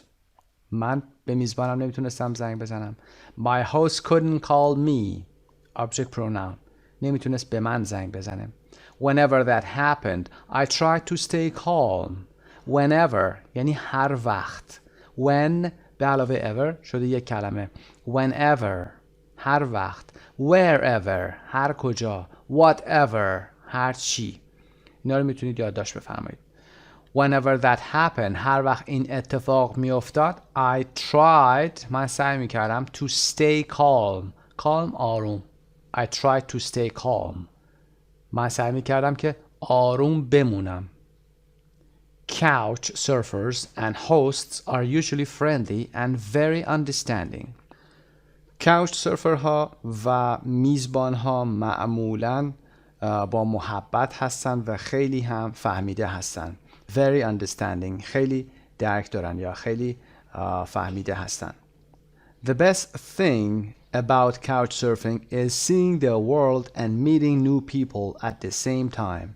بهترین چیز در ارتباط با couch surfing دیدن دنیا هست و ملاقات یا دیدن آدم‌های جدید در یک زمان هست، یعنی به صورت همزمان. At the same time. I love that when I travel somewhere I have friends to stay with. عاشق اینم که وقتی به جای سفر میکنم دوستانی دارم که باشون بمونم. I'm always excited before meeting a host. من همیشه قبل از دیدن میزبان excited هستم. هیجان دارم.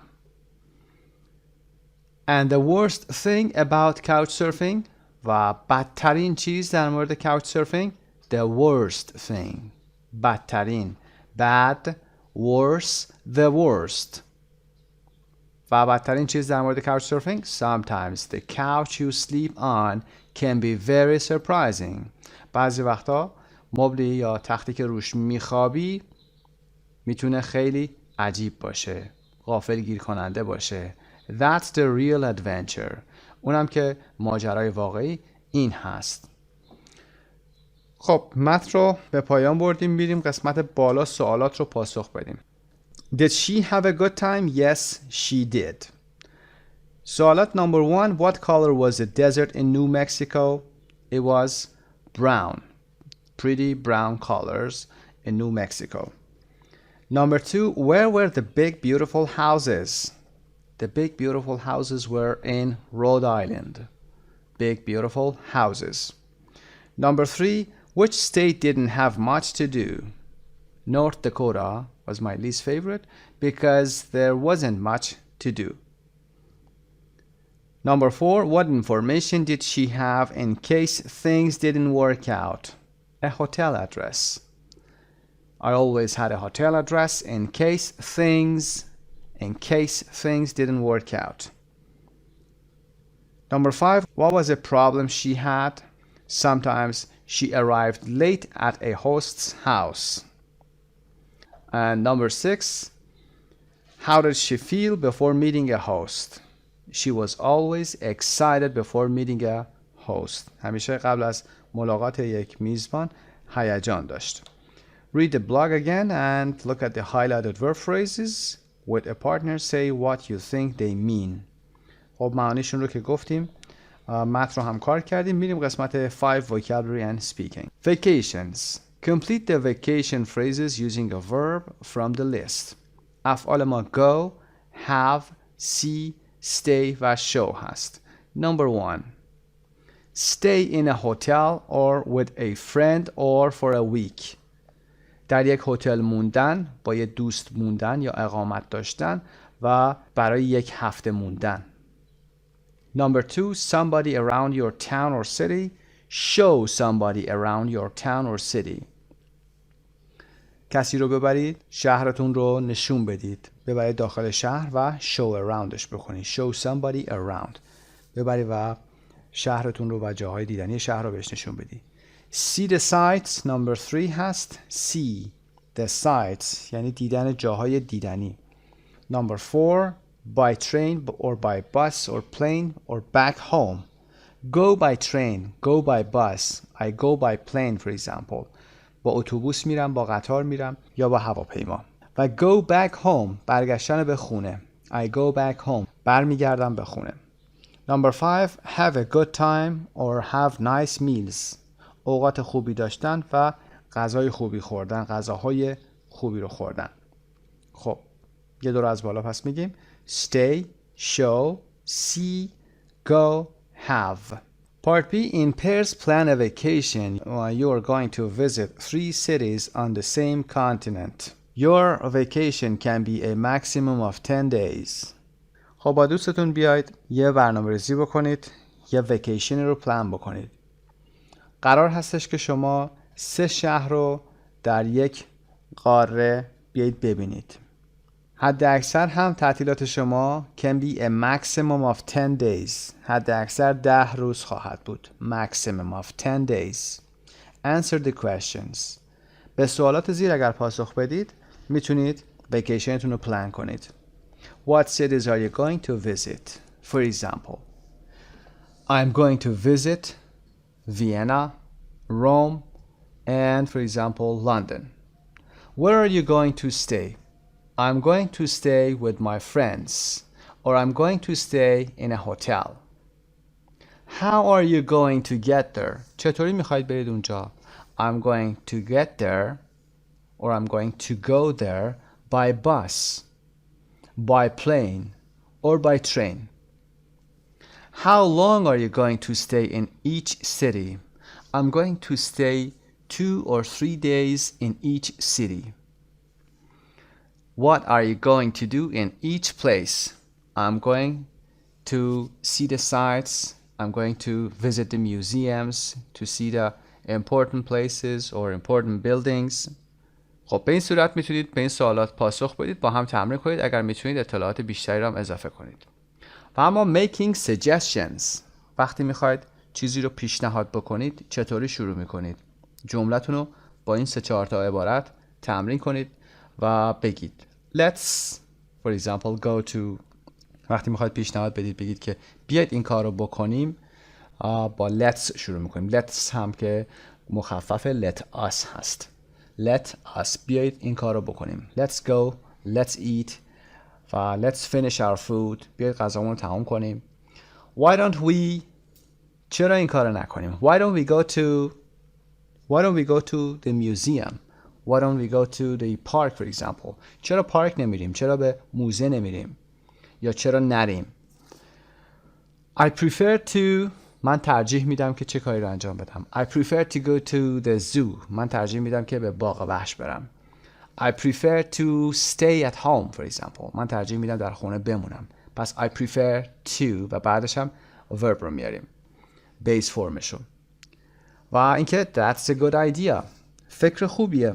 that's a good idea، میتونید تایید کنید فکر دوستتون رو. that's a good idea. Part C, change partners. Tell each other about your vacation plans. خب حالا دوستتون پارتنرتون رو عوض کنید و به همدیگه بگید که به همدیگه در مورد برنامه‌های ویکیشنتون بیایید صحبت بکنید. We are going to go to South America, to Buenos Aires, Rio, and Montevideo. We are going to couch surf because we don't have much money. به این صورت میتونید صحبت بکنید. اگر جمله های بالا رو پاسخ بدید و پشت هم بیایید در موردشون صحبت بکنید، به همین صورت جمله هاتون ساخته میشه. ما قصد داریم که آمریکای جنوبی بریم، به بوئنوس آیرس، ریو و مونته‌ویدئو. ما میخوایم couch surf بکنیم به خاطر اینکه پول زیادی نداریم. Part D, do you prefer your new partner's plans? آیا طرح یا برنامه‌های دوست جدیدتون رو ترجیح میدید؟ Would you like to change partners and go with him or her? Would you like، میل دارید to change partners، که دوستتون رو عوض کنید و با این دوست جدیدتون برید، حالا با این آقا یا با اون خانم؟ اینا دیگه سوالاتی هستش که خودتون از عهده‌اش حتما برمیایید. Number 6, writing, page 115, writing a formal email. Make a reservation at a bed and breakfast. خب به ویدیو کلیپ صفحه 115 مراجعه بفرمایید. بخش رایتینگ اون قسمت توضیح بیشتر میدم. 10B هم در اینجا به پایان برسه. موفق باشید. به نام خدا. Unit 10 Part C. What's going to happen? درس 10 بخش C ادامه going to هست. در این قسمت ما دیگه بحث plans رو نداریم. قصد در آینده نیست. پیش بینی کردن و پیشگویی کردن هست. Be going to predictions. قرار چه اتفاقی بیفته؟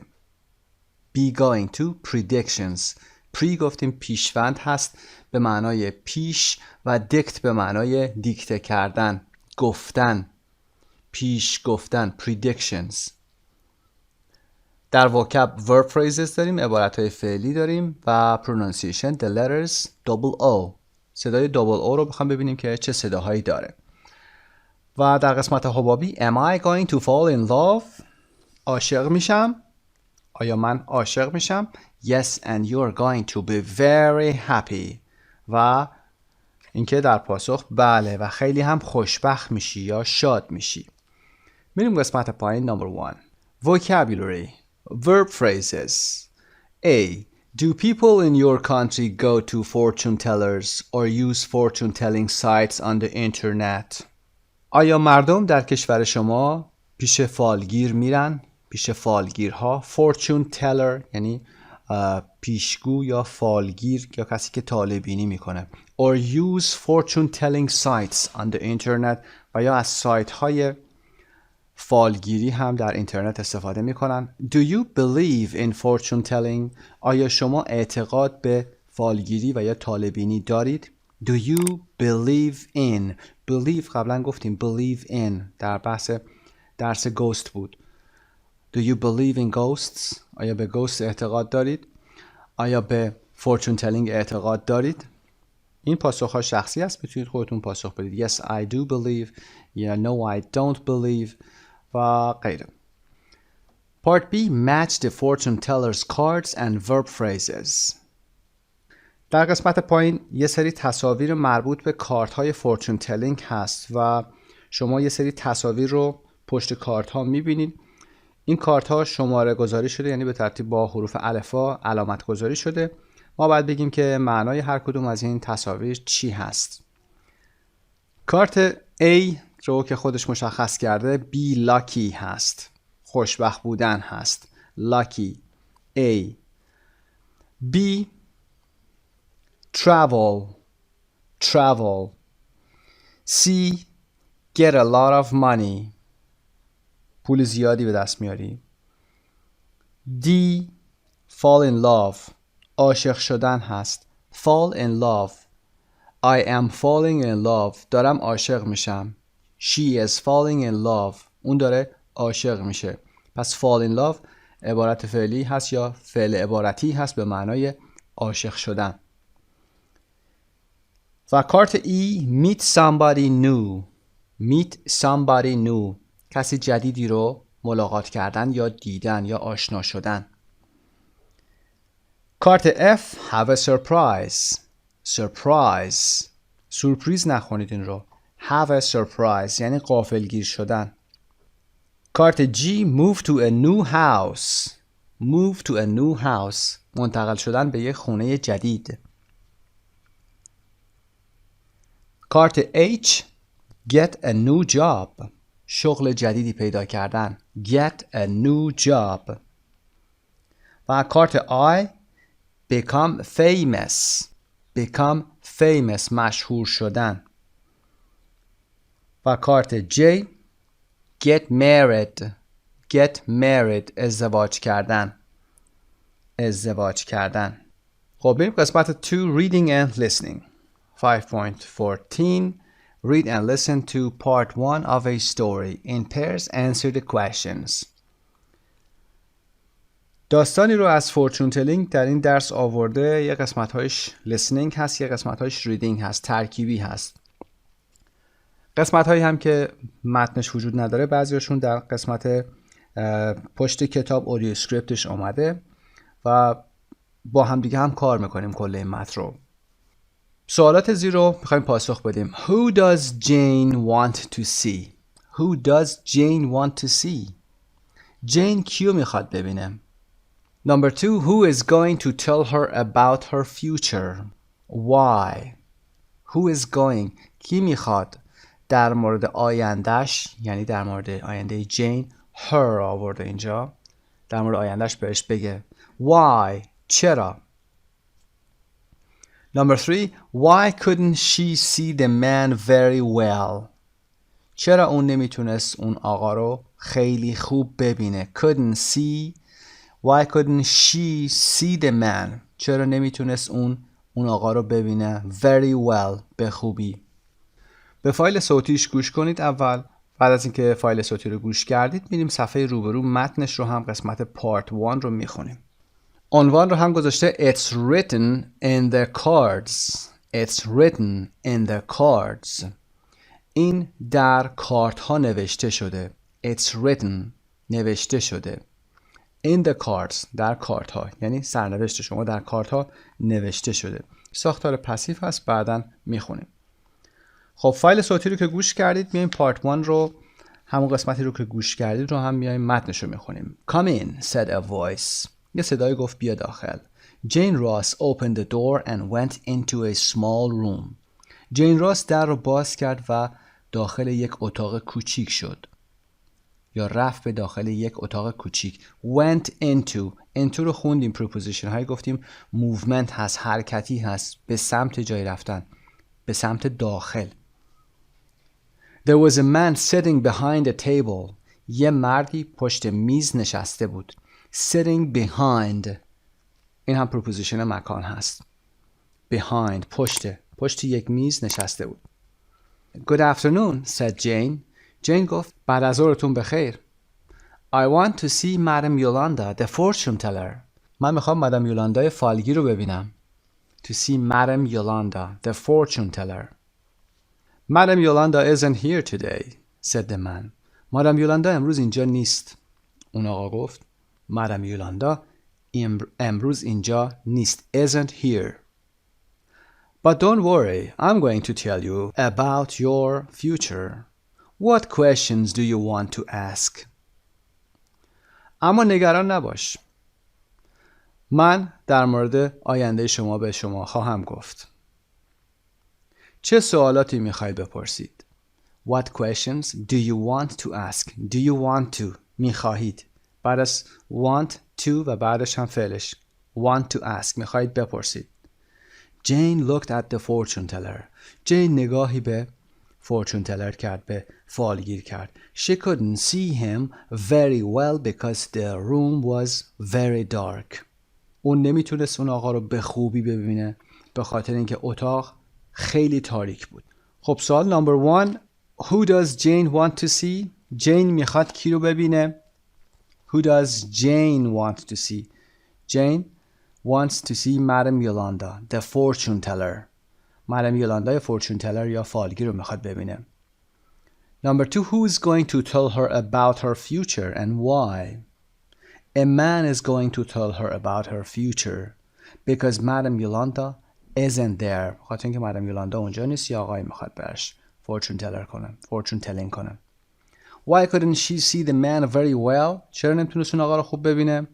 Because the room was very dark. اتاق خیلی تاریک بود.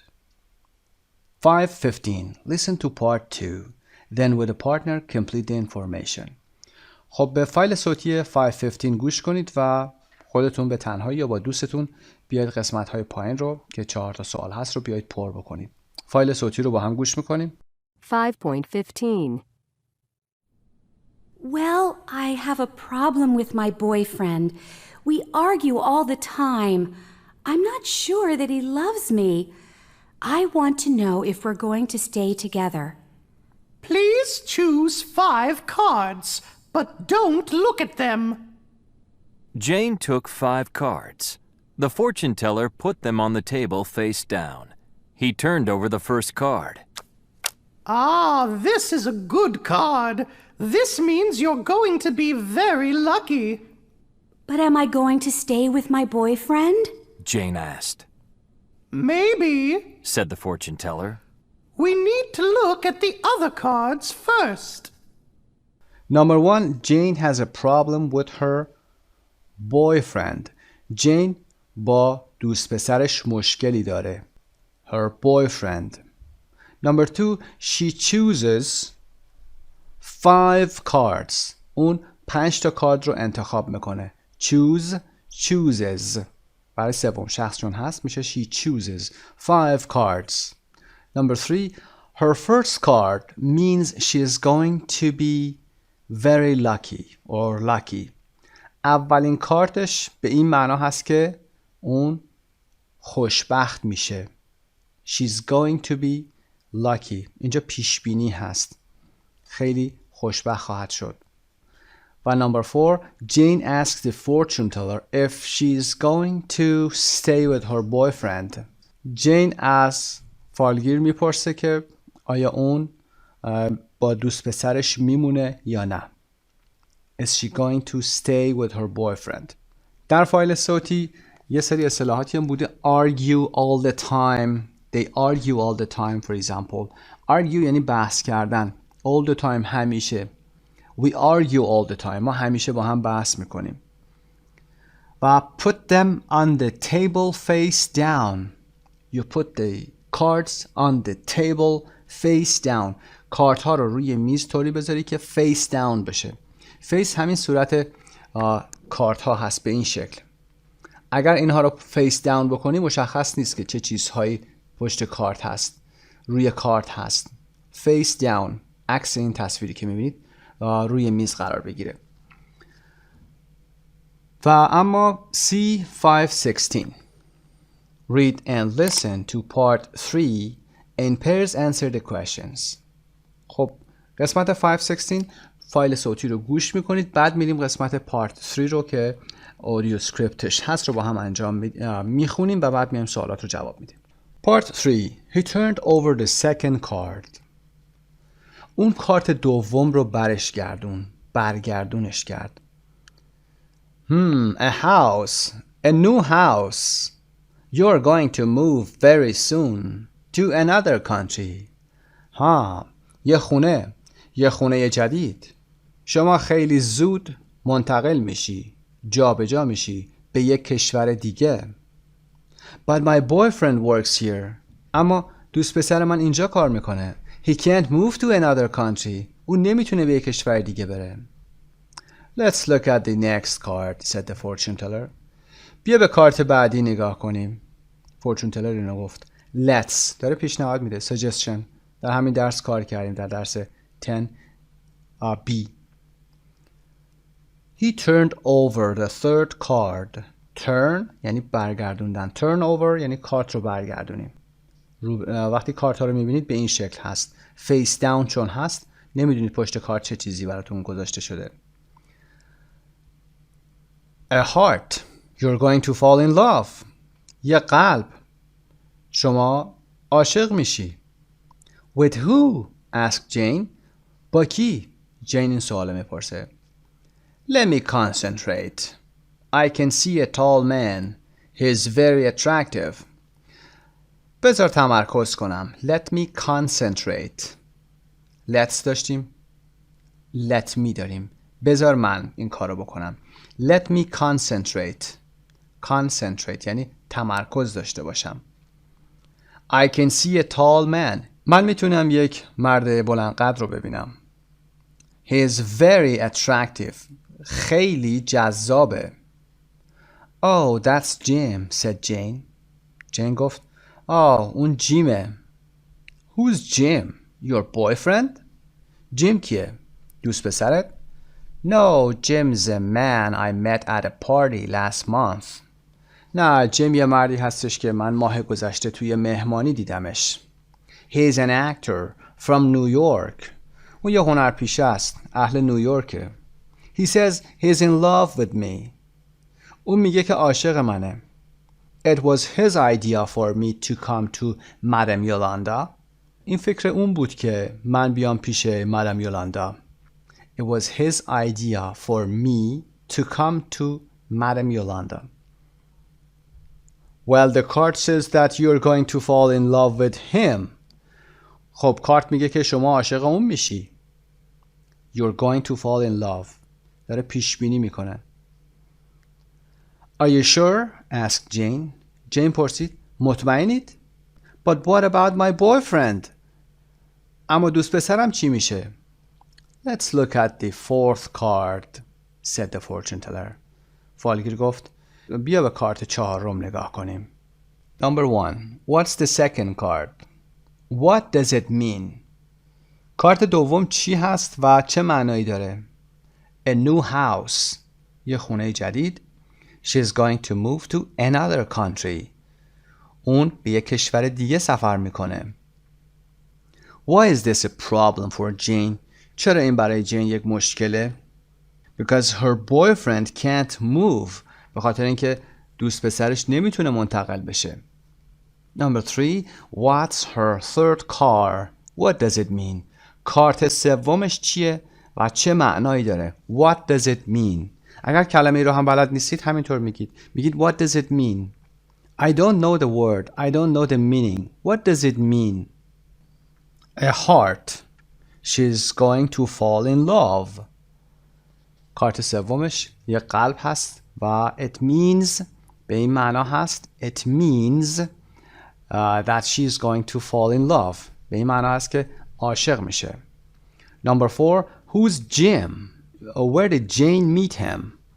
جیم کی هست و جین اونو کجا دیده؟ He's an actor from New York. She met him at a party. یه هنرپیشه اهل نیویورک که در یک مهمانی باش آشنا شد.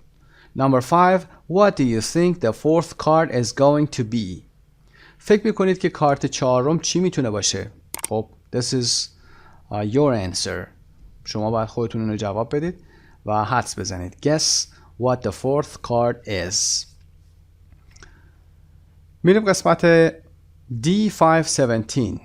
Listen to part 4, then with a partner complete the information. به فایل صوتی 517 گوش کنید لطفاً و به تنهایی یا با دوستتون قسمت‌های پایین رو تکمیل کنید. و اما پاسخ به سوالات، اودیو اسکریپتش که در پیج 122 هست میتونید متن رو ببینید. بعد از اینکه حتما به فایل صوتی گوش کردید بریم به پاسخ به سوالات برسیم. Her fourth card means she is going to leave her boyfriend and go away with Jim to another country. کارت چهارمش به این معنا هست. Her fourth card means به این معنا هست که اون بویفرندش رو ترک میکنه، دوست پسرش رو ترک میکنه و با جیم میره به کشور دیگه ای. Go away. میره سفر میکنه به کشور دیگه ای. Number 2. Very soon they are going to get married. به زودی اونها ازدواج خواهند کرد. They are going to get married. Number 3. Jane asks if she is going to be happy and the fortune teller says very. جین میپرسه که آیا اون شاد میشه یا خوشحال خواهد بود، خوشبخت خواهد بود و فورچون تلر هم بهش میگه خیلی. Very. Number 4. She pays the fortune teller $50. اون به فالگیر $50 پرداخت میکنه. $50. Part E 518. Read and listen to part 5. In pairs answer the questions. به فایل صوتی 518 گوش بکنید. بعد از اینکه خوب با دقت گوش کردید میریم متن رو میخونیم و پاسخ سوالات رو میدیم. خب part 5. The fortune teller stood up. فالگیر بلند شد. He turned on the light. اون لامپ رو روشن کرد. Turn on. Turn بدون ایدی. Turn on روشن کردن. Turn off خاموش کردن. ایدی دادیم بهش با قاعده است فعل گذشته شده. Light رو یعنی لامپ رو روشن کرد. At that moment an old woman came in. در همون لحظه یک زن پیری وارد شد یا یک پیرزن وارد شد. Came in. Come, came گذشته هست. So what happened? She asked. خب چه اتفاقی افتاد؟ It was perfect. She believed everything, said Jim. Jim گفت عالی بود. It was perfect. It is perfect. عالیه. She believed everything. اون همه چی رو باور کرد. I told you I'm a very good actor. She was sure I was a fortune teller. بهت گفتم من هنرپیشه خیلی خوبی هستم. او مطمئن بود که من یک فالگیر هستم. She was sure I was a fortune teller. He gave the woman $100. اون به زن $100 داد. That's Jane's $50 and another $50 for me. این $50 جین و $50 دیگه من. Thanks very much, Madam Yolanda. Bye. Madam Yolanda, خیلی ممنون. خداحافظ. Madam Yolanda took the money. Madam Yolanda پولو گرفت. The fifth card was still on the table, face down. کارت پنجم هنوز روی میز بود. Was still on the table. Still. Still نخونید. Still دابل ای هست به معنای فولاد. Still on the table. هنوز روی میز بود. Face down. روی کارت هم به سمت پایین بود. She turned it over. اون برش گردوند. It was the plane. اون کارت هواپیما بود. She looked at it for a minute and then she shouted. برای یه لحظه یا یه دقیقه اون فورچون تلر به کارت نگاه کرد و فریاد کشید. She shouted, Wait, young man, don't travel with that girl. Her plane is going to... صبر کن مرد جوان، با اون دختر پرواز نکن. هواپیماش قراره But the room was empty. اما اتاق خالی بود. که اون جوان اونجا رو ترک میکنه. و ما میریم به پاسخ سوالات. Who was the fortune teller? fortune teller کی بود؟ فالگیر کی بود؟ Jim, the actor Jane met at the party. fortune teller جیم بود، هنرپیشه‌ای که جین در مهمانی دیده بود. Why did he pay Madam Yolanda $100? چرا اون آقا $100 به مدام یولاندا کمک کرد؟ Because she helped him. Because she helped him. به خاطر اینکه اون کمکش کرد. Number 3. What's the fifth card? کارت پنجم چیه؟ A plane. هواپیماست. What do you think is going to happen? فکر میکنید قرار چه اتفاقی بیفته؟ خب این پاسخ آپشنال هست، شما خودتون میتونید نظرتون رو بگید، ولی maybe the plane she is traveling in is going to. ممکنه هواپیمایی که میخواد سفر کنه crash داشته باشه، سانحه داشته باشه. If he travels with her, he is going to die too. اگر اون پسر هم بخواد با اون هواپیما پرواز کنه، احتمالاً اون هم میمیره. خب این قسمت متن رو ریدینگ و لیسنینگ رو انجام دادیم. خسته نباشید. میریم قسمت 3 grammar. Part 3 grammar. Be going to. Predictions. A. Look at these two sentences. Which one is a plan? Which one is a prediction? دو تا جمله در پایین داریم number 1 و number 2.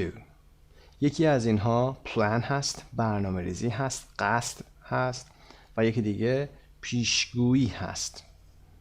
یعنی پیش بینی کردن و پیشگویی کردن از شرایط موجود، وضعیت موجود. Number 1. She's going to be very lucky. اون خیلی خوششانس خواهد بود یا خوشبخت خواهد بود. She's going to be very lucky. این برنامه‌ای نیست، قصدی نیست، مشخصه که prediction هست. و number 2. She's going to go on vacation next week. اون میخواد هفته آینده به سفر بره، قصد داره. She's going to go. So it's a plan. Number 1 is a prediction. Number 2 is a plan. She's planning to go on a vacation. But in this sentence, number 1, we are predicting that she is going to be very lucky. Part B, page 142, Grammar Bank, 10C. Learn more about the going to, predictions and practice it. بیشتر در مورد going to، وضعیت predictionsش در قسمت C کار میکنیم. C. Write 4 predictions about the weather, sports, your town or country and you. خب حالا باید 4 جمله بنویسید که در اونها predictions رو نشون بدید. یعنی پیشگویی کنید، پیش بینی کنید از وضعیت‌های موجودی که هست. حالا در مورد هوا میتونید بگید، ورزش میتونید بگید، شهرتون و یا حتی خودتون. مثال هم زده و گفته با I think بگید. I think فکر میکنم، چون نمیتونید قطعی بگید نظرتون رو، میگید I think it's going to snow tonight. فکر میکنم امشب برف بیاد. I think it's going to snow tonight. در مورد هوا I think their team is going to win. فکر میکنم تیم اونها برنده بشه. در مورد شهرتون میتونید بگید به عنوان مثال I think they're going to build a new bridge in our town. احتمالاً اونا میخوان یه پل جدید تو شهرمون بسازن. Part D. Compare your predictions with a partner. Do you agree? خب میتونید با دوستاتون مقایسه کنید، جمله‌ای که دوستتون نوشته و جمله‌ای که شما نوشتی رو دوستتون مقایسه کنه و ببینید که Do you agree؟ آیا موافق هستید؟ یادتون باشه agree رو با R نگید are you agree، نگید I am agree. به فارسی ترجمه نکنید، بگید I agree. اگر منفی میگید no I don't agree، نه موافق نیستم. پس میپرسید Do you agree؟ موافقی؟ میخواید بگید موافق نیستی، میگید Don't you agree؟ موافق نیستید؟ و پاسخ Yes I agree. No I don't agree. بله موافقم، نه موافق نیستم. پس ترجمه فارسی به انگلیسی نکنید و از to be استفاده نکنید برای agree. خب میریم قسمت 4. و اما 4 pronunciation the letters double O. 2 تا حرف double O صداهای مختلفی داره. بریم متن رو بخونیم. The pronunciation of O. double O can be pronounced a, for example, book, or oo, for example, spoon. double O میتونه دو تا صدا داشته باشه، مثل کلمه کتاب book به این صورت او و مثل کلمه spoon قاشق صدای او داشته باشه. Use your dictionary to check the pronunciation of new double O words. از دیکشنریتون برای چک کردن pronunciation double O words هایی که جدید میخونید استفاده کنید. Be careful. Room can be pronounced room or room. کلمه اتاق میتونه هر دو تا صدا رو داشته باشه، یا بگیم room or room. 520. Listen to the two sound words. Can you hear the difference in the vowel sound? دو تا کلمه اینجا داریم. bowl و boot. bowl, boot. این صدای او هست، اوی کوتاه، و این صدای او کشیده. اوی کوتاه، اوی کشیده. bowl و boot. Listen and write the words in the right column. کلماتی که در قسمت پایین داریم در 521 رو میتونیم گوش کنیم و یعنی که من میخونم خدمتون، بعد اینها رو در ستون درستشون قرار میدیم. اونهایی که صدای اوی کوتاه دارن به این صورت تلفظ میشن. این کلمات هستن book, cook, good, look, took. و کلماتی که صدای او کشیده دارن مثل boot تلفظ میشن afternoon, choose, food, moon, school, soon, spoon, two. اینها صدای اوی کشیده دارن. خب میریم قسمت C522. Listen and check. این قسمت رو میتونید گوش کنید و چک بفرمایید. D. Practice saying the sentences. خب جمله های پایین رو با هم میخونیم. Good afternoon. Good afternoon. Look at the moon. He's a good looking cook. It's too soon. Is the food good? Good afternoon. Look at the moon. He's a good-looking cook. It's too soon. Is the food good?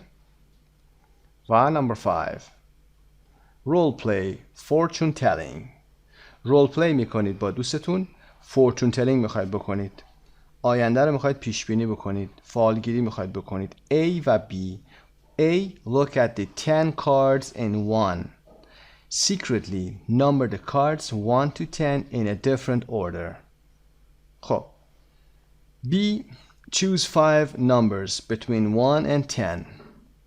A. Predict B's future using those cards. B. Ask for more information. Then change roles. خب احتمالا متوجه شدید A و B باید با هم فورچون تلینگ بازی بکنن. به 10 تا کارتی که در قسمت 1 هست نگاه بکنید.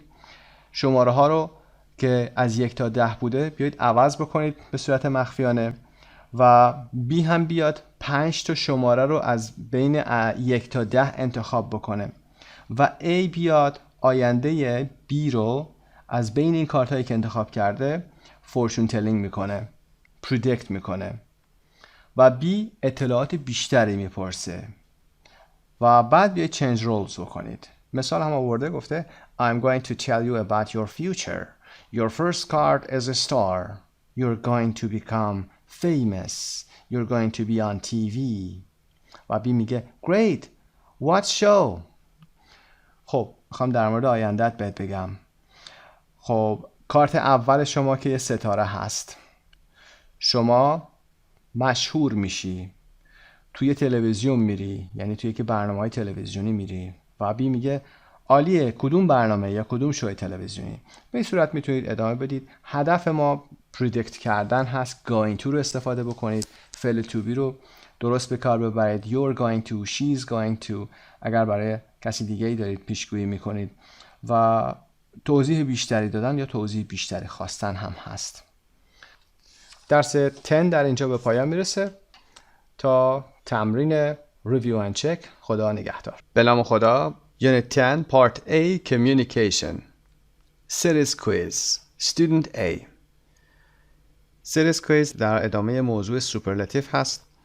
بخش Aش رو انجام میدیم، یعنی سوالاتی که اینجا هست رو پاسخ میدیم بهشون. بعد قسمت استودنت بیش رو هم انجام میدیم. بحث گیمش با خودتون هست، میتونید این کار رو انجام بدید و یا اینکه از اطلاعات مربوط به صفت‌ها اینجا استفاده بفرمایید. Number 1. What's the noisy city in the world? سوپرلاتیو میخوایم استفاده کنیم. Noisiest. What's the noisiest city in the world? Noisy Y داره در انتها، Y برداشته میشه IEST. پاسخ شهرها هم توکیو، مادرید و سانتیاگو. Number 2. What's the hottest city in the world? گرمترین شهر دنیا. پاسخها ریو د ژانیرو، بانکوک، نایروبی. Number 3. Which city has the most popular monument in the world? کدوم شهر محبوب ترین بناهای یادبود در دنیا رو داره؟ Popular چند بخشی هست، میشه the most popular. نیویورک، پاریس و استانبول هم پاسخهاش هست. Number 4. What's the wettest city in the US? wet یک بخشی هست، دابل تی میشه و EST میگیره. پربارون ترین شهر ایالات متحده، شیکاگو، سانتیاگو و نیو اورلینز. Number 5. Which city has the bad traffic jams in the world? Bad, the worst traffic jams in the world. چه شهری بدترین وضعیت ترافیک رو در دنیا داره؟ ساو پائولو، بیجینگ، مکزیکو سیتی. خب پاسخ‌ها رو هم که دادیم خدمتتون. اگر برای اطلاعات عمومی تونم میخواید کلماتی که بولد شدن پاسخ صحیح به سوالات هستن. میریم قسمت بی رو هم انجام بدیم در صفحه 110 page 110 10A series quiz student B. خب اینها رو میتونید بپرسید و یا اینکه از این اطلاعات عمومی برای خودتون استفاده بفرمایید. پاسخ‌ها هم که عرض کردم اونهایی که بولد شده پاسخ‌ها هست. Which city has the good quality of life in the world?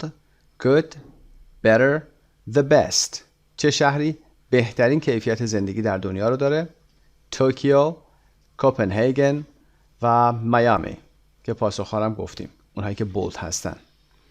Number 2. Which US city has the biggest population? چه شهری در ایالات متحده بیشترین جمعیت رو داره؟ نیویورک، شیکاگو، سان فرانسیسکو. Number 3. Which city has the busiest airport in the world? Busy Y داره در انتها IEST. چه شهری شلوغ‌ترین فرودگاه رو در دنیا داره؟ لندن، اتلانتا، سنگاپور. Number 4. What's the high capital city in the world? The highest. High تک بخشی هست، EST میگیره، میشه بلندترین. لاپاز بولیویا، کاتماندو نپال، لیما پرو. چه شهری بلندترین پایتخت در جهان هست از لحاظ ارتفاع؟ که پاسخ هم لاپاز در بولیویا هست. Number 5. Which city has the most expensive public transportation in the world? Expensive چند بخشی هست، برای اینکه سوپرلاتیو بشه the most expensive. چه شهری گرانترین قیمت رو برای public transportation داره در دنیا؟ حمل و نقل عمومی، سول، مکزیکو سیتی، لندن. پاسخ هم که لندن هست. میتونید از این روش استفاده بکنید برای پرسیدن و یا اینکه خودتون این تمرین ها رو انجام بدید. به عنوان مثال which city has the best quality of life in the world? Tokyo, Copenhagen or Miami. و منتظر پاسخ بشید. خب این قسمت رو انجام دادیم با هم. خسته نباشید. به نام خدا. یونیت 10 Part B Communication. What are you going to do? یه سری نمونه سوالاتی هست در مورد going to که قصد بود رو میپرسیم. Tonight, tomorrow and next weekend. What are you going to do tonight?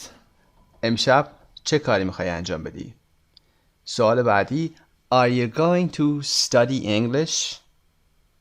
Why not? آیا میخوای انگلیسی بخونی؟ چرا نه. حالا میتونید اینها رو tonightش رو بهش اضافه بکنید و بگید Are you going to study English tonight؟ و tomorrow What time are you going to get up tomorrow؟ چه زمانی فردا صبح میخواید از رخت خواب بلند شید یا بیدار شید؟ Where are you going to have lunch؟ کجا میخوای نهار بخوری؟ و یا Where are you going to have lunch tomorrow؟ time expression رو هم میتونید در انتها بیارید. و go away next weekend میخوایم بپرسیم که آیا تعطیلات آخر هفته بعد رو میخوای به سفر بریم؟ Are you going to go away؟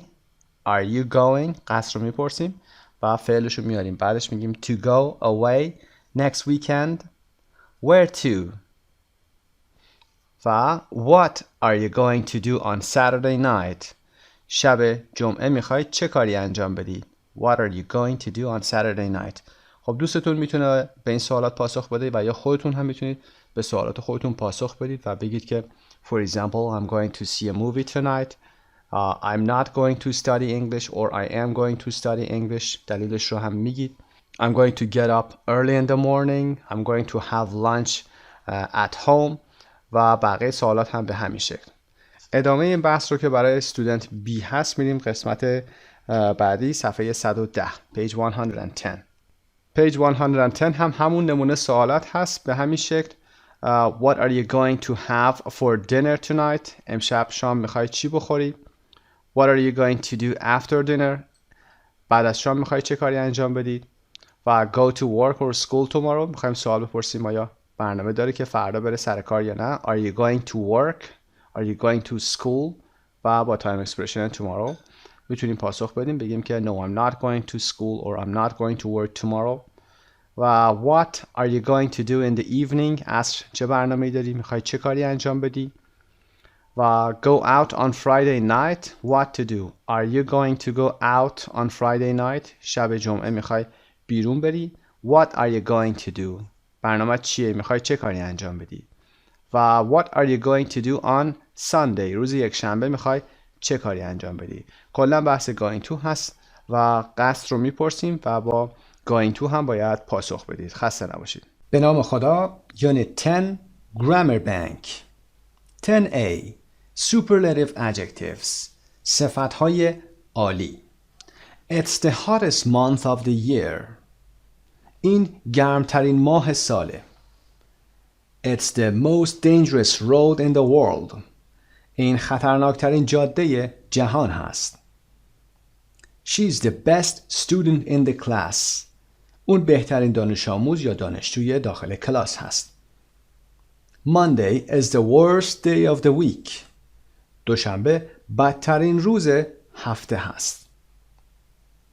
Use the plus superlative adjective to say which is the biggest, etc. in a group.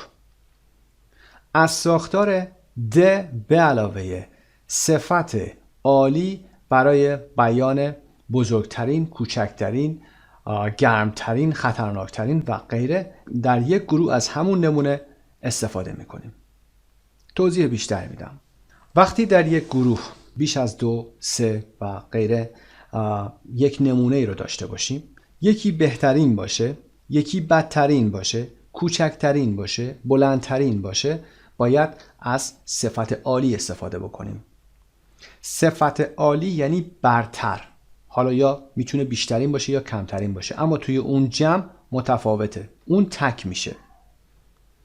به عنوان مثال در اینجا وقتی که گفتیم It's the hottest month of the year یعنی ما از نمونه ماها 12 ماه داریم. We have 12 months.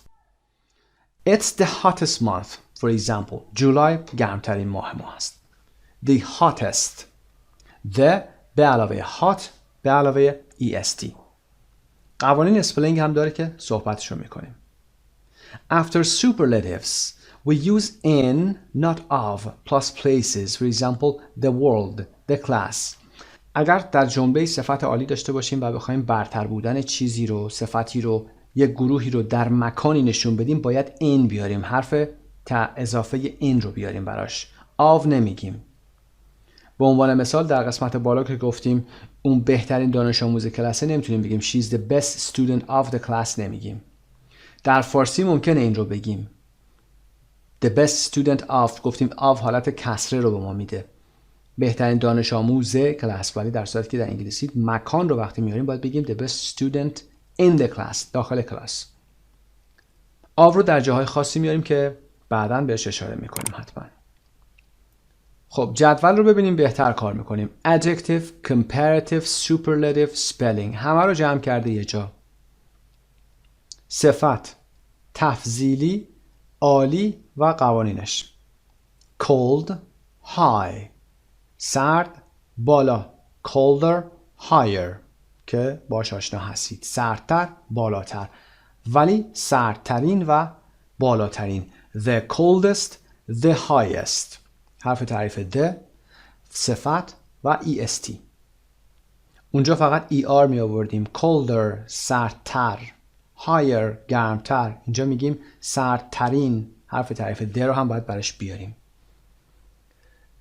spelling رولش هم est است اضافه میکنیم چون تکسیلابی هن اینا. big، hot، bigger، hotter به همین صورت. the biggest، the hottest اینم به همین صورت. اما چیزی که مشخصه دابل شدن حرف آخر هست، حرف انتهایی که گفتیم حرف انتهاییمون اگر حرف انتهاییمون بی صدا باشه قبلش یه حرف با صدا داشته باشیم، مثل این حرف G و قبلش که I داریم و حرف T و قبلش O داریم، حرف انتهاییمون دابل میشه. همین قانون رو برای سوپرلاتیو هم انجام میدیم. حرف تعریف the رو میذاریم the biggest، the hottest، double consonant add est. کانسونانتمون دابل میکنیم و est اضافه میکنیم. dry و sunny. dry تک سیلابیه، sunny دو سیلابی هست، فرقی نداره. کلماتی که صفت‌هایی که انتهاشون y داشته باشن به یه شکل yشون برداشته میشه و ier برای comparative و iest برای superlative میگیرن. خشکتر، آفتابیتر، خشکترین، آفتابیترین. the driest، the sunniest. iest برای superlative گرفته. dangerous چند بخشیه. کار کردیم قبلا برای صفت تفصیلی. comparative، more dangerous. خطرناکترین، the most dangerous. dangerousest نمیتونیم بگیم، میگیم the most dangerous، خطرناکترین. the most رو به علاوه adjective میاریم چون چند سیلابی هست. و اما بی قاعده ها good، bad، far که کار کردیم better، worse، farther و یا further. و سوپرلاتیوشون the best، the worst، the farthest و یا the furthest. پس good میشه سوپرلاتیوش میشه the best، بهترین. the best student، بهترین دانش آموز. the worst day، بدترین روز. the farthest، دورترین. the farthest place، دورترین مکان. furthest، بیشترین. باید با د بیاریم اینها رو. بی قاعده هستن، irregular هستن. به این صورت یاد بگید good، better، the best، bad، worse، the worst، far، farther، the farthest، far، further، the furthest. خب بریم قسمت بعد 10b. be going to، plans. چرا داخل پرانتز گذاشتیم plans رو؟ میخوایم بگیم be going to جای دیگه هم به منظور دیگه هم استفاده میشه. اینجا میخوایم قصد رو بگیم، برنامه ها رو بگیم. I'm going to take a vacation next month. ماه آینده قصد دارم یه تعطیلات برم. I'm going to take، I'm going to قصد رو نشون میده، رفتن رو نشون نمیده. I'm not going to study English. قصد ندارم انگلیسی بخونم. Are you going to take a vacation too؟ آیا شما هم قصد داری تعطیلات بگیری؟ تعطیلات بری؟ Are you going to take a vacation؟ خب سوالی، منفی و جمله مثبت. قانونش به همون شکل هست. am و going to. am not going to، am رو یعنی فعل to be رو منفی کردیم و برای سوالی کردن هم که مشخصه. are رو در ابتدا آوردیم. Are you going to take a vacation too؟ بریم قسمت جدول. full form، contraction، going to و ادامه جمله. I am، I'm، you are، you're و غیره. I am going to take a vacation next month. I'm going to take a vacation next month. چیزی که تغییر نمیکنه going to هست. هیچ فرقی برای ضمایر مختلف نداره. چیزی که تغییر میکنه فعلای to be هست که باشون آشنا هستید. We are, they are, he or she or it is. برای منفی کردن I'm not, I am not, I'm not. You are not, you aren't. این قسمت رو هم که مسلط هستید بهش going to تغییر نمیکنه. I'm not going to take a vacation next month. قصد ندارم ماه آینده تعطیلات برم. She's not going to study English tonight. اون قصد نداره امشب انگلیسی بخونه. و سوالی Am I going to? Are you going to? Is he or she or it going to? ساختار سوالی فعل تو بیرم که میدونید در ابتدا میاد و بعدش ضمیرش میاد. Are you going to study English tonight? علامت سوال باید در اینجا بذاریم. آیا قصد داری امشب انگلیسی بخونی؟ Are you going to? برنامه داری؟ قصد داری؟ پاسخ کوتاه. Yes I am. Yes you are. Yes she is. Yes he is. مثل بقیه فعلای to be. No I'm not. No you're not. اگه بخوای کامل بگید میگید Yes I am. I am going to بقیه فعل. بعد از going to فعل به صورت بیس فرمش میاد. I am not going to travel. میریم قسمت پایین رولزش. We use be going to plus verb base form to talk about future plans. وقتی میخوایم در مورد برنامه‌های آیندهمون، قصد آیندهمون صحبت بکنیم از ساختار be going to استفاده میکنیم. میگیم be به خاطر چی؟ به خاطر اینکه فعل to be هست. am is are و غیره میاد. متغیره. اما going to ثابته. فعل هم باید base form باشه. take, study به این صورت. دیگه اس نمیگیره برای سوم شخص و یا حالتهای دیگه. We often use future time expressions with going to. اغلب از اصطلاحات زمانی آینده هم با going to استفاده میکنیم. یعنی در انتها میگیم tomorrow, next week, next year و غیره. مثل اینجا. I'm going to travel next month. قصد دارم که ماه آینده سفر کنم. I'm going to travel for example to the United States next month. ماه آینده قصد دارم که به ایالات متحده سفر کنم. خب میریم قسمت پایین 10C. 10C be going to predictions. در قسمت بالا صحبت کردیم be going to رو برای بیان قصد در آینده استفاده میکنیم. میخوایم بگیم کاری در آینده میخوام انجام بدم، برنامه ریزی کردم، از be going to استفاده میکنیم. اینجا میگیم یه کاربرد دیگه be going to predictions هست. predict یعنی پیش بینی کردن. dict یعنی گفتن، دیکته. pre یعنی پیش، یعنی پیش گفتن، پیشگویی کردن. We can use be going to plus verb base form to make predictions, to say what you think or can see is going to happen in the future. از ساختار be going to به علاوه فعل که حالت بیس فرمش هست برای پیشگویی کردن، یعنی اینکه بگیم که چی فکر میکنیم یا میتونیم ببینیم که چه چیزی قرار در آینده اتفاق بیفته. تصاویر هم گویای مطلب هست. آقایی که داره به ابر نگاه میکنه و میگه خب دیگه باید بارون بیاد، و یا این خانومی که پیشگویی میکنه، و اینجا که تماشاچی فوتبال میتونن پیش بینی کنن که بازی به نفع کی خواهد بود. بریم مثال ها رو ببینیم. I think it's going to rain. فکر میکنم دیگه میخواد بارون بیاد. It's going to rain. اینجا قصد نیست. نمیگه فکر میکنم قصد داره بارون بیاد. نه. It's going to rain. داره میبینه بارندگی رو میبینه، هوا رو میبینه که گرفته شده، ابرها تیره شده. He can see that. میتونه اینو ببینه. You're going to be very happy. این خانم پیشگو داره میگه. You're going to be very happy. یعنی خیلی شاد خواهی بود. میتونم ببینم که شما در آینده شاد خواهی شد، خوشحال و یا خوشبخت خواهی شد. I'm sure they're going to win. مطمئنم که اونا میبرن. منظور این نیست که قصد دارم ببرن. They're going to win اینجا این هستش که من میدونم که اینا میبرن. I can see that. خب قوانین مربوط به going to رو در دو قسمت رو گفتیم. یونت 10 گرامرش در اینجا به پایان میرسه.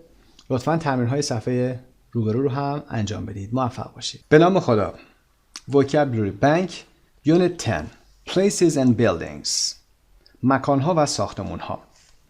Match the words and pictures. An art gallery. گالری هنر. یک گالری هنر. Art gallery.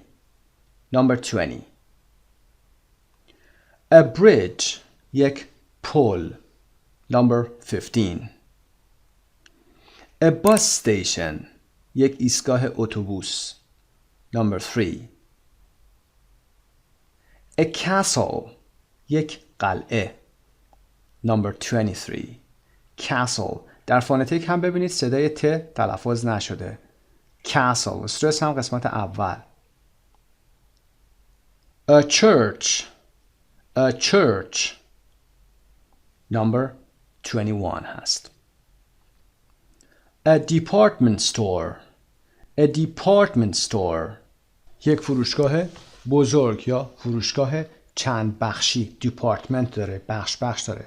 انواع بخش ها در اون وجود داره. Number 9 هست.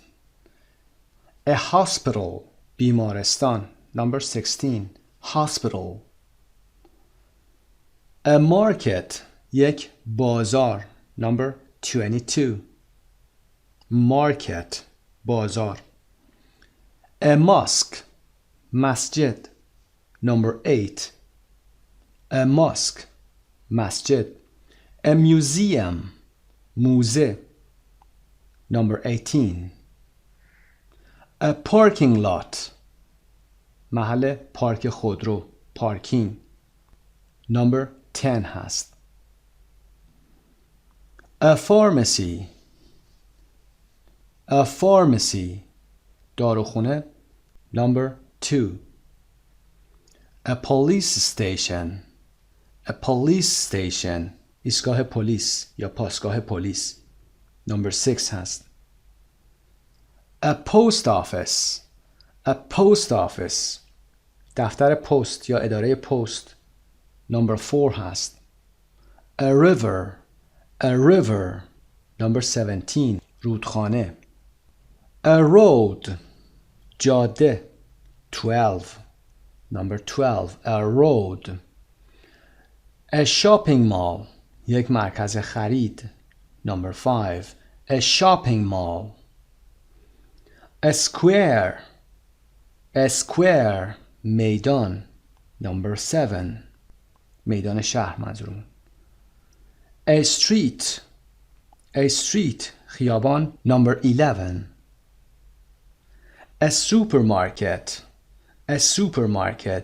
Number 13. یک سوپرمارکت. A temple. A temple. Number 14. معبد. Temple. معبد. A theater.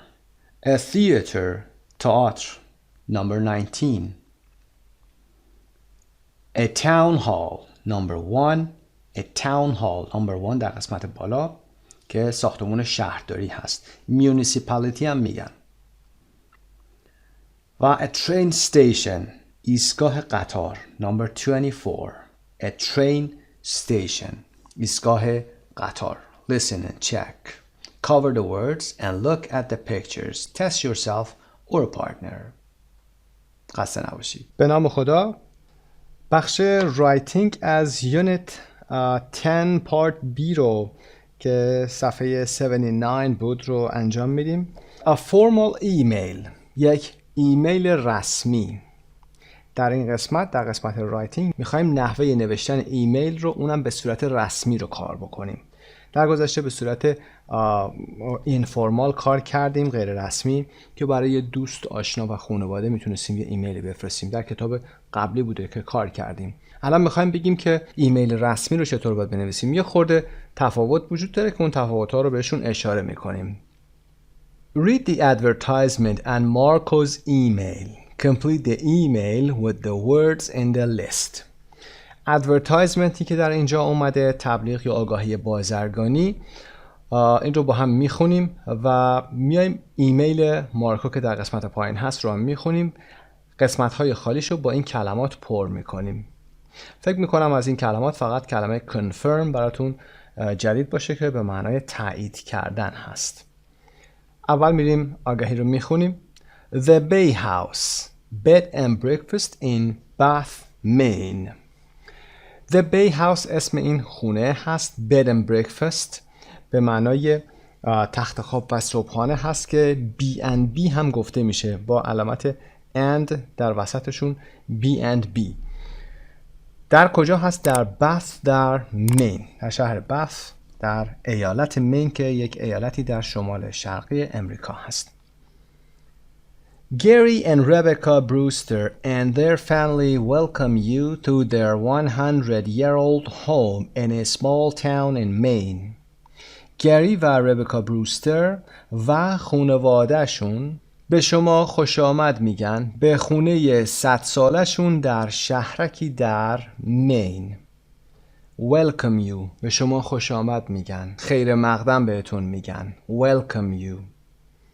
Welcome یادتون باشه با double L ننویسید. Welcome یه L داره. To their 100-year-old اینجا نمیگیم 100 years old چون این خودش کلن یه صفت میشه. یک خانه 100 ساله. خانه 100 ساله. In a small town در شهرکی در مین. پس گری و ربکا بروستر مالک هستن. The owner هستن. چه چیزهایی رو هم برای تبلیغ قسمت پایین گذاشته؟ 5 double bedrooms, 3 single and a family suite. TV, Wi-Fi. 5 تا اتاق 2 نفره، 3 تا اتاق 1 نفره و یه سویت خانوادگی، تلویزیون و وای فای هم موجود هست. و اما قسمت ایمیل. The Bay House Reservation from از مارکو پرس هست to به آدرس The Baby House هست که آدرس ایمیلشون هست. متن ایمیل به این شکل هست. Dear Mr. and Mrs. Brewster. آقا و خانم بروستر عزیز. Dear Mr. and Mrs. Brewster. آقا یا خانم بروستر. دیگه های نمی‌نویسیم. های یک ایمیل انفورمال غیر رسمی و دوستانه هست. اسمشون رو اسم کوچیک نمی‌نویسیم. باید با لاست نیمشون اونها رو خطاب بکنیم. و در ادامه میگه I would like to make a reservation. I would like. I'd like نمیگیم. contraction در متن ناممون نخواهیم داشت. موقعی که داریم رسمی نامه می نویسیم یا ایمیل می نویسیم. پس I would like to make a reservation. قصد دارم که یا میل دارم که یک رزروی داشته باشم. For a double room and a single room for 2 nights. برای یک اتاق 2 نفره و یک اتاق 1 نفره. Double room, single room. For 2 nights. برای 2 شب.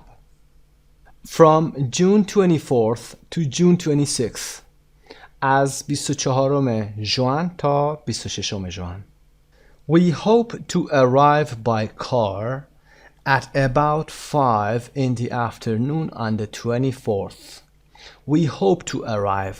Hope امیدوار بودن.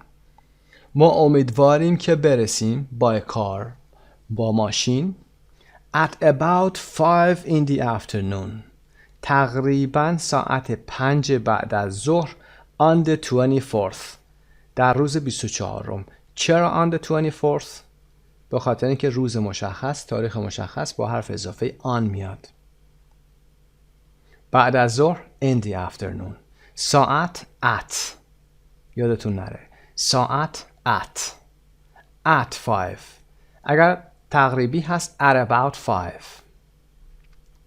Is there a place where we can park near your house?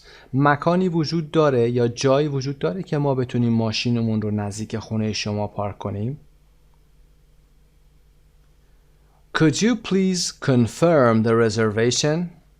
میشه لطفاً یا امکان این وجود داره که reservation رو، رزروی که انجام دادیم رو تایید کنید.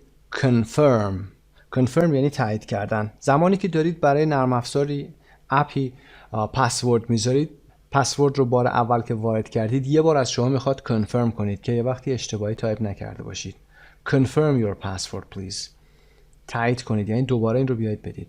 در نامه ما چه کاری انجام میدیم؟ در رزرو کردن یه نامه میزنیم میگیم که رزرویشن شما کنفرم میشه، تایید میشه. در انتهای نامه sincerely در قسمت بالا در لیست اومده، ارادتمند مارکو پرز، چون یک نامه رسمی هست یا ایمیل رسمی هست. در یک نامه معمولی شما میتونستید بنویسید best wishes، بهترین آرزوها، write soon، زود پاسخ نامم رو بده. اما اینجا میگید sincerely، ارادتمند. خب برمیگردیم به قسمت B. Look at the information box and then write a similar email to the Bay House bed and breakfast. information boxی که در پایین هست توضیح میده همین توضیحاتی که این قسمت خدمتون دادیم، یه مقدار بیشتر. شما میتونید بعد از این یک ایمیلی رو بنویسید برای همین عمارتی که هست، Bay House bed and breakfast.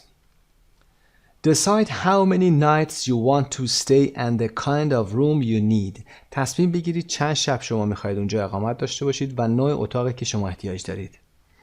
Ask an is there or are there question. یه سوال با is there or are there هم بپرسید.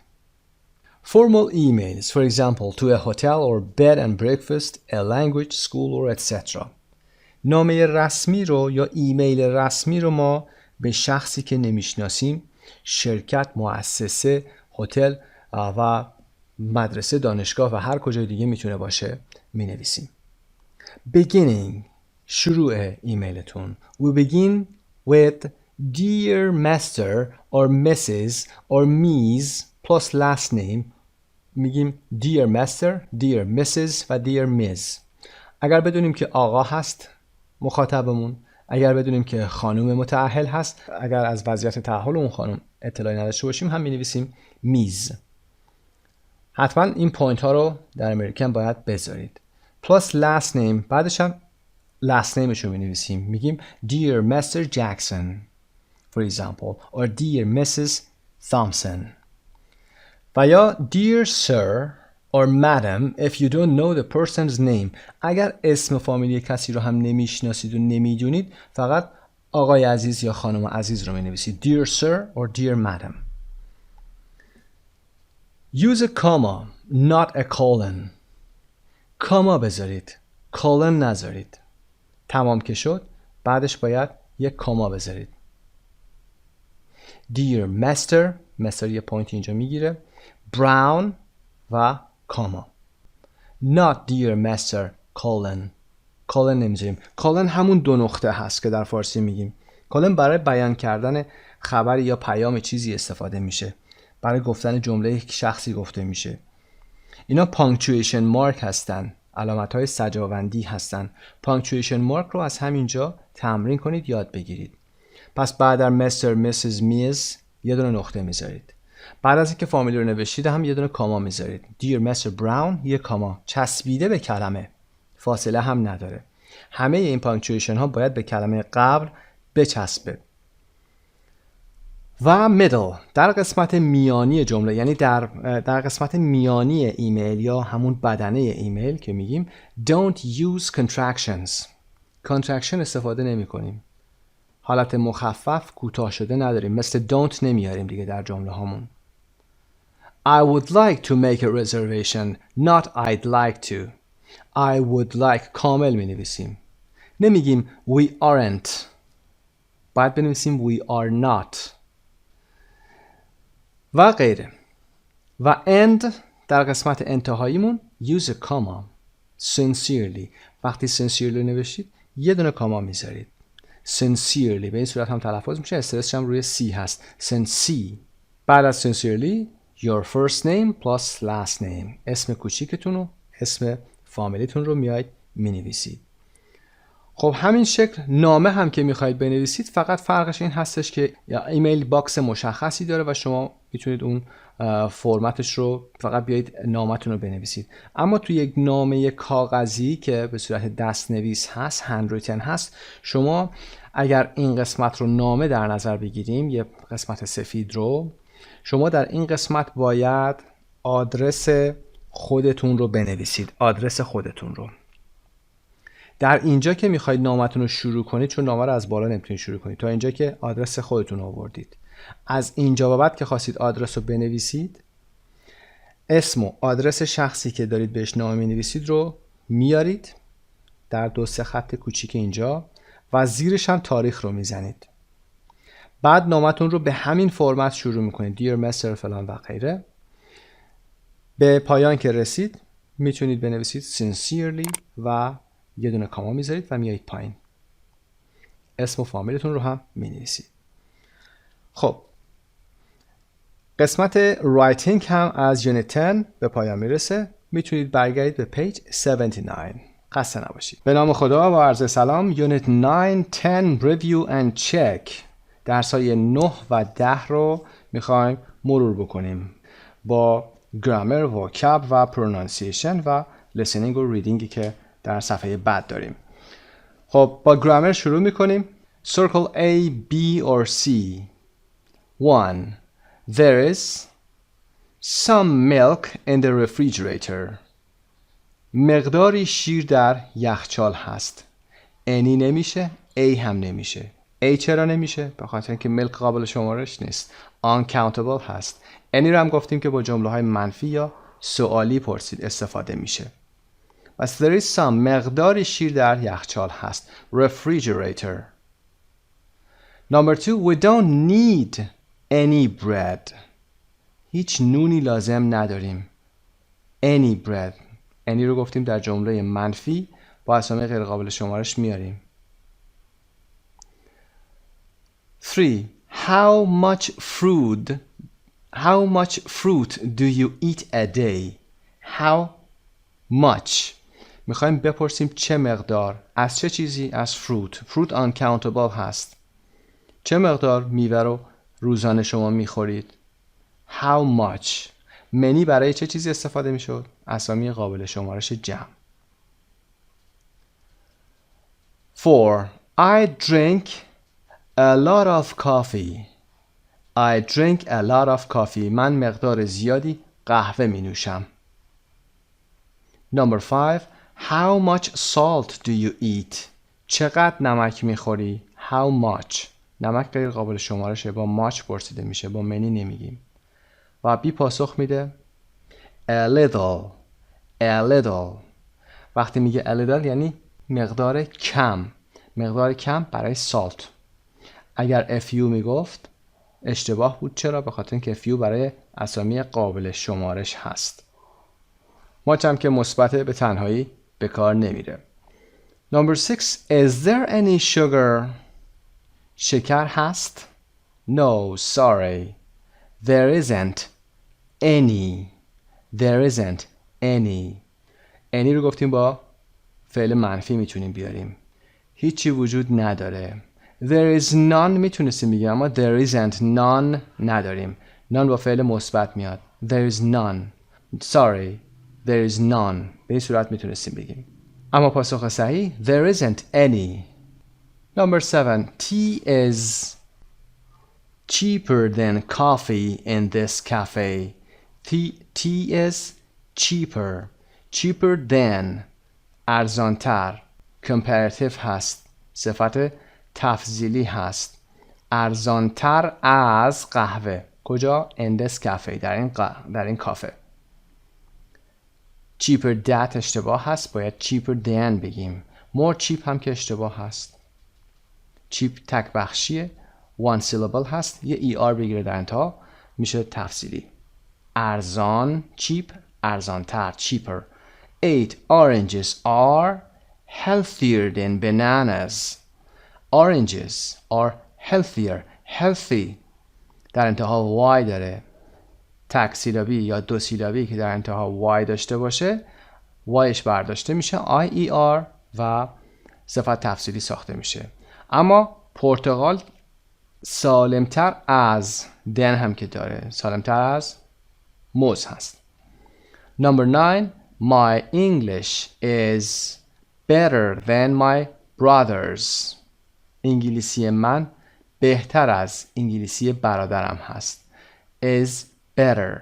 Good. Better. بیقاعده است. Good خوب هست. بهتر میخوام میگیم better. Is better than my brother's. انگلیسی دوم رو از کجا آوردم؟ از my brothers. my brothers یعنی چی؟ مالکیت داره. چه چیزی برادر من؟ my brother's English که اینجا حذف میشه. نیازی نیست باشه. میتونه هم باشه. اما برای اینکه جمله قشنگتر بشه، بهتر بشه، اینا حذف میشه. Number 10, this is the biggest size that we have. این بزرگترین سایزیه که ما داریم. The biggest, big, biggest. صفت عالی. Superlative. The big و double G میشه به خاطر حرف با صدای در قبل از انتها و biggest میشه. The biggest size that we have که ما داریم. Number 11. It's the worst restaurant in the city. The worst. The baddest نداریم. هیچ وقت the baddest نگید. The worst. خوب و بد بیقاعده هستن. خوب میشه good. بهترش میشه better. بد میشه bad. به فارسی هم ما میگیم بد. و بدترش میشه worse. بدون ده. و بدترین میشه the worst. بدترین رستوران در کجا؟ In the city. نمیگیم it's the worst restaurant of the city. اون فارسیه. اشتباه نگیرید. The worst نمیتونیم بگیم. چرا؟ چون the worst اولا اشتباه هست و کلمه worst یعنی بدتر. ما میخوایم بگیم بدترین در. یکی رو میخوایم بگیم بهترین یا بدترین هست که اینجا بدترینه. Number 12. What's the most beautiful park in your town? زیباترین پارک در شهر شما کدومه؟ The most beautiful. Most beautiful اشتباه هست. چرا؟ چون حرف تعریف the رو نیاورده برای superlative. و the more beautiful هم که کلن اشتباه هست. more یعنی بهتر، زیباتر. و the نمیخواد. اینجا هم ما in your town داریم، یعنی مقایسه میکنیم در کل شهر. Number 13. I'm going to buy my ticket this afternoon. I'm going to buy یعنی قصد دارم بخرم. My ticket بلیتم رو امروز بعد از ظهر. I going اشتباه هست چون فعل to be میخواد. I go to buy هم ساختار اشتباهی هست. نداریم. I'm going to buy. plan هست. طرح داره. قصد داره. Number 14. To get married. Are they going to get married? جمله سوالی هست. پس باید فعل to be اول قرار بگیره. و چون قصد رو داره میگیم باید اصلا are they going باشه و نه do they going. این ساختار کلن اشتباه هست. ساختار بی تا حدودی درسته. They are going. ولی جمله ما مثبت نیست. جمله ما یک جمله سوالیه. They are going to get married. این علامت سوال هست. پس این نمیتونه باشه. They are going to get married یعنی که اونا میخوان ازدواج کنن. قصد ازدواج دارن. و اما سی are they going to get married؟ آیا اونها قصد ازدواج دارن؟ پس مناسب اینجا سی هست. 15. I think it's going to snow tomorrow. فکر میکنم فردا بخواد برف بیاد. I think it snows اشتباه هست. It is snowing داره حالو نشون میده. It is going که داره پیش بینی میکنه. predict میکنه از وضعیت حاضر. سرمای زیاد، ابر زیاد و غیره و تجربه‌ای که داره میگه فردا میخواد دیگه برف بیاد. میریم قسمت vocab. A. Circle the word that is different. کلمه‌ای که متفاوت هست در این گروه‌های 4 تایی رو دورشو خط میکشیم. Number 1. Breakfast, lunch, dessert, dinner. صبحانه، نهار، دسر، شام. Breakfast, lunch and dinner are meals. اونا وعده های غذایی هستن. Dessert یک بخشی از یک وعده هست. Number 2. Strawberries, mushrooms, onions, peas. توت فرنگی، قارچ، پیاز و نخود فرنگی. Mushrooms, onions and peas are vegetables. این ستای آخری سبزیجات هستن. Strawberries fruit هست، میوه هست. Number 3. Orange juice, sugar, milk, water. Orange juice, milk و water اینا drinks هستن و sugar drink نیست. Number 4. Potato chips, French fries, tomatoes, potatoes. Potato chips, French fries and potatoes are potatoes or made from potatoes. Potato chips, French fries و potatoes که خودش سیب زمینی هست، اینها هم از مشتقات سیب زمینی از سیب زمینی ساخته شدن، درست شدن. اما تومیتو که کلا گوجه هست، پس متفاوته. 5. Fruit salad, ice cream, cake, chicken. سالاد میوه، بستنی، کیک و مرغ. Fruit salad, ice cream and cake are desserts. chicken dessert نیست. خب پس chicken متفاوت. Part B. Match the food and the containers. غذاها رو با ظروفشون match بکنید. Number 1. A can of soda. Number 2. A bag of sugar. Number 3. A jar of honey. Number 4. A package of cookies. Number 5. A carton of fruit juice. Number 1. یه قوطی سودا. Number 2. یک کیسه یا بسته شکر. Number 3. A jar of honey. یک ظرف شیشه عسل. A package of cookies. یک بسته کوکی یا شیرینی. و a carton of fruit juice که یک کارتون از fruit juice هست، یعنی پاکت آب میوه. C. Circle the right word or phrase. کلمه صحیح یا عبارت صحیح و درست رو خط میکشیم. 1. It's 120 or 120 miles from here. 120 گفتیم بین 100 و عدد بعدیش and میذاریم، پس این عبارت دوم صحیح هست. 120 miles. از اینجا 120 مایله، فاصله رو داریم میگیم. Number 2. The population is about 3 million or 3 millions. جمعیت تقریباً 3 میلیونه. 3 میلیون. گفتیم میلیون اس نمیگیره اینجا. چرا؟ چون منظورمون میلیون ها نیست. اگر بعد از این میلیون اسمی داشته باشیم اونجا براش اس میذاریم. مثلا 3 million cars, 3 million books. اونجا باید اسم بعدیش اس بگیره. اینجا millions یعنی میلیون ها، نمیتونیم بگیم جمعیت تقریبا میلیون ها هست. مثل چی میتونیم بگیم millions رو؟ مثل millions of people gathered in the street. میلیون ها نفر از مردم در خیابان جمع شدن. Number 3. That new department store is great. department mall کلا اشتباه هست، نداریم. department store داریم. shopping mall داریم ولی department mall نداریم. پس that new department store، اون department store یا فروشگاه بزرگ is great، عالی هست. 4. Let's have a snack at one of those cafes in the square or in the bridge. بریم یه غذای آماده یا ساندویچی در اون کافه‌ای که در میدان هست بخوریم. In the square، نمیگیم in the bridge.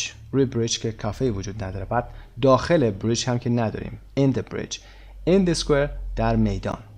Number 5. Where is the main train station? Train station. Train office نداریم. دفتر قطار نداریم. Train station. ایستگاه قطار اصلی. The main train station. ایستگاه قطار اصلی کجا هست؟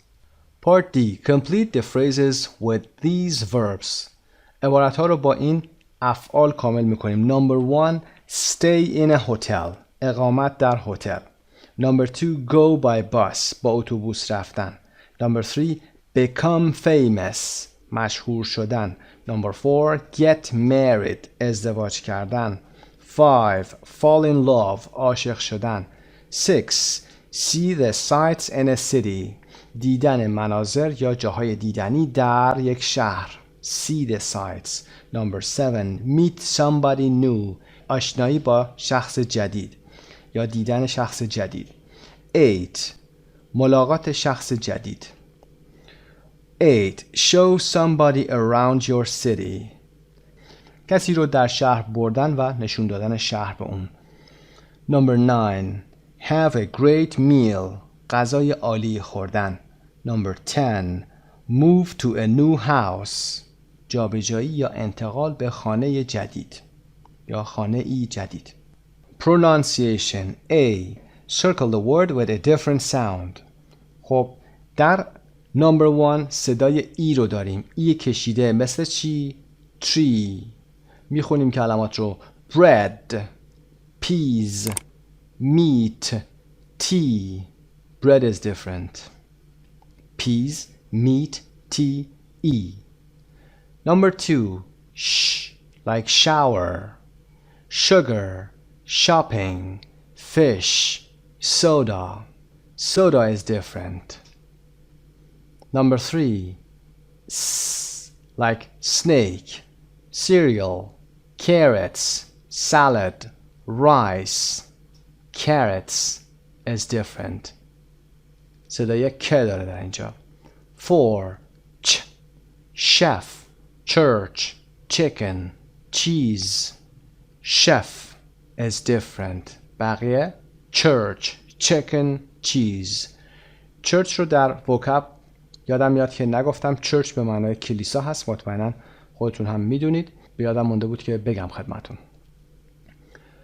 و نمبر 5 صدای او کوتاه هست. food, cook, book, good. food صدای او کشیده داره مثل boot, پوتین, boot, food. بقیه cook, book, good. اوی کوتاه دارن. و اما part B underline the stressed syllable. ببینیم از pronunciation ها استرس رو چی کار کردید. number 1 chocolate, 2 syllables. chocolate, the first syllable is stressed. استرس روی سیلابل اول. number 2 dessert, dessert قسمت دوم. قسمت دوم double S هست. بیابان نیست، دسر هست. دقت داشته باشید. number 3 supermarket, supermarket. ببینید چند هجایی هست، چند سیلابیه. 1 2 3 4. اول استرس میگیره. supermarket. number 4 interesting, interesting. اول استرس میگیره. in. جالب. number 5 dangerous, dangerous, dangerous. دین رو بیشتر میشنوید. استرس روی دین هست. خب بریم صفحه بعد. Can you understand this text? A. Read the article once. Then read it again and choose A, B or C. Once گفتیم میشه یک بار. دوبار میشد twice. خب متن رو یک بار بخونید. سپس دوباره بخونید و بیایید حالا بین A, B, C رو بیایید انتخاب بکنید. میریم پایین متن رو میخونیم. The unhealthy American diet. رژیم غذایی ناسالم امریکایی. Healthy سالم. Unhealthy ناسالم. Diet رژیم غذایی هست. American رو هم که میدونین. The US has a problem with obesity and the government says we need to have healthier diets. ایالات متحده مشکلی داره با obesity. obesity یعنی چاقی. خیلی چاق بودن با obesity گفته میشه. کلمه رسمی تری هم نسبت به being fat هست. obesity استرس روی قسمت B. obesity. و کسی هم که خیلی چاق باشه بهش میگیم obese. very fat. obese. O-B-E-S-E. و دولت میگه the government says یعنی مسئولین دولتی میگن the government. و دولت میگه we need to have healthier diets. ما نیاز هست که رژیم های سالم تری داشته باشیم. However, American shoppers are continuing to fill their supermarket baskets with unhealthy food. However, اگرچه قبلا کار کردیم. However رو ببینید بعدش حتما یه کاما بذارید، بعدش یه فاصله. punctuation میگیم به این کار. دقت کنید از همین الان اگر یاد بگیرید دیگه نیاز نیست زمانی که خواستید آیلتس یا توفل امتحان بدید یا خواستید نامه‌ای بنویسید برید دنبال punctuation بگردید. American shoppers خریداران آمریکایی are continuing دارن ادامه میدن to fill their supermarket baskets که سبدهای سوپرمارکتشون رو پر بکنن.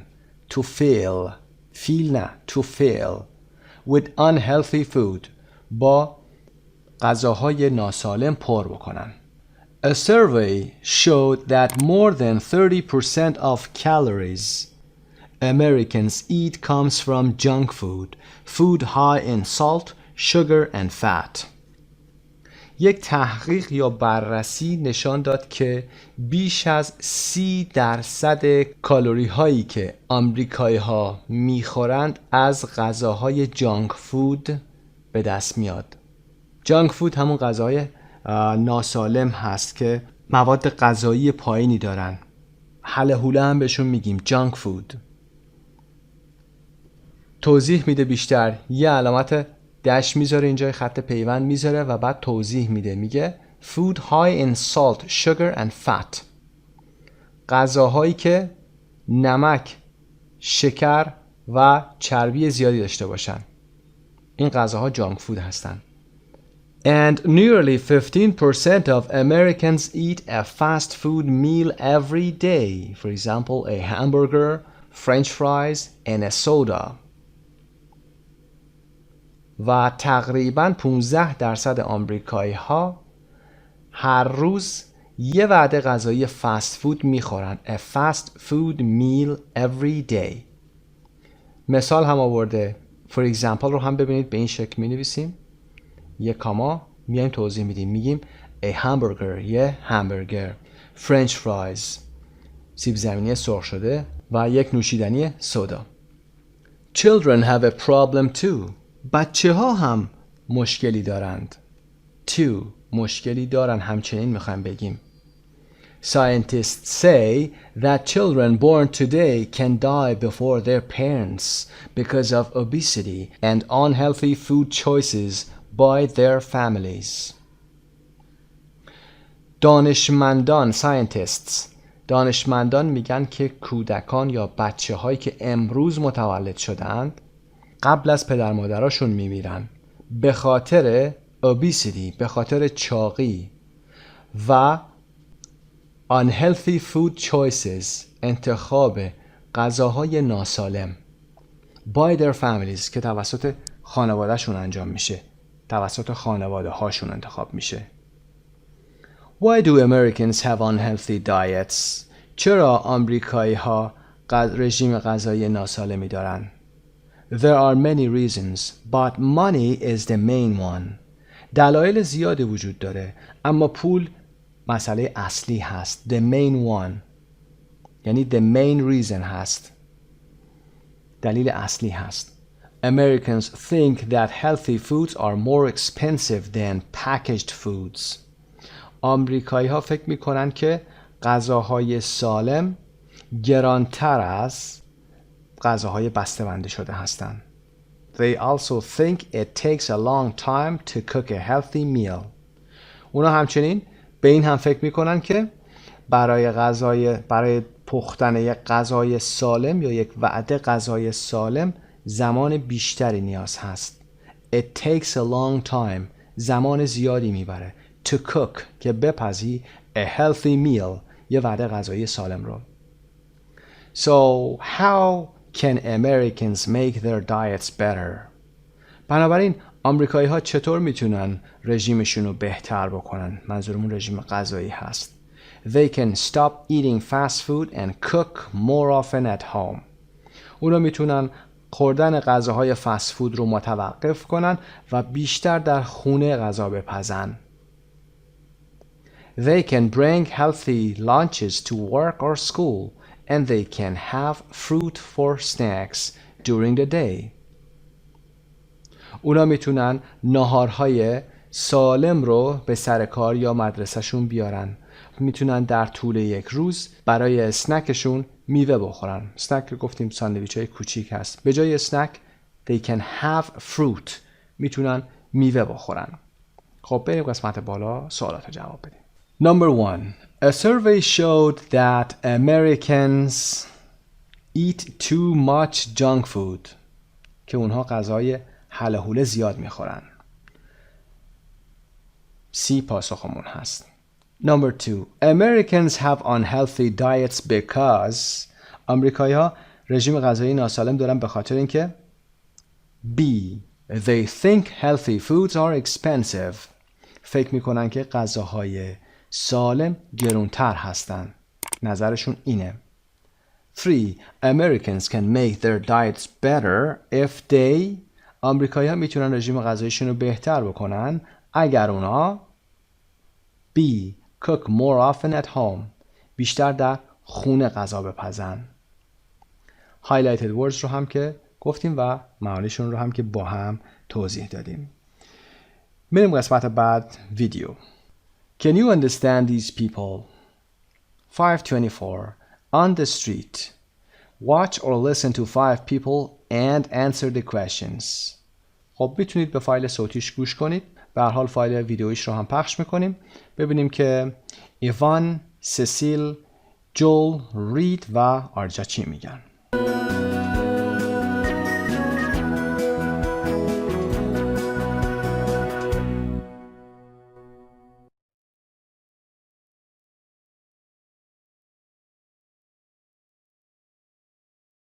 Do you think you have a healthy diet? I think my diet is quite healthy because I try to eat a lot of fruit and vegetables. How much sugar and salt do you eat? Well, I probably eat more sugar than I should, but I don't eat too much salt. Do you like cooking? Yes, love it. Do you think you're a good cook? I'm an excellent cook. What's your specialty? Italian and baking. What's the most beautiful city you've ever been to? Most beautiful city? I'd have to say Barcelona. Why? The architecture is incredible. It's so different, it's vibrant, it's living, it's nice weather, and there's loads of different cultures and loads of different people. Where are you going to go for your next vacation? Los Angeles, California. Where are you going to stay? I'm going to stay at a friend's house. How are you going to get there? Airplane. What's the biggest difference between the US and your country? Well, apart from the US being a lot hotter and a lot noisier, it's also a lot bigger. The buildings are higher and the city has a lot more life to it. خب number 1 interviewer و ایوان صحبت میکنن.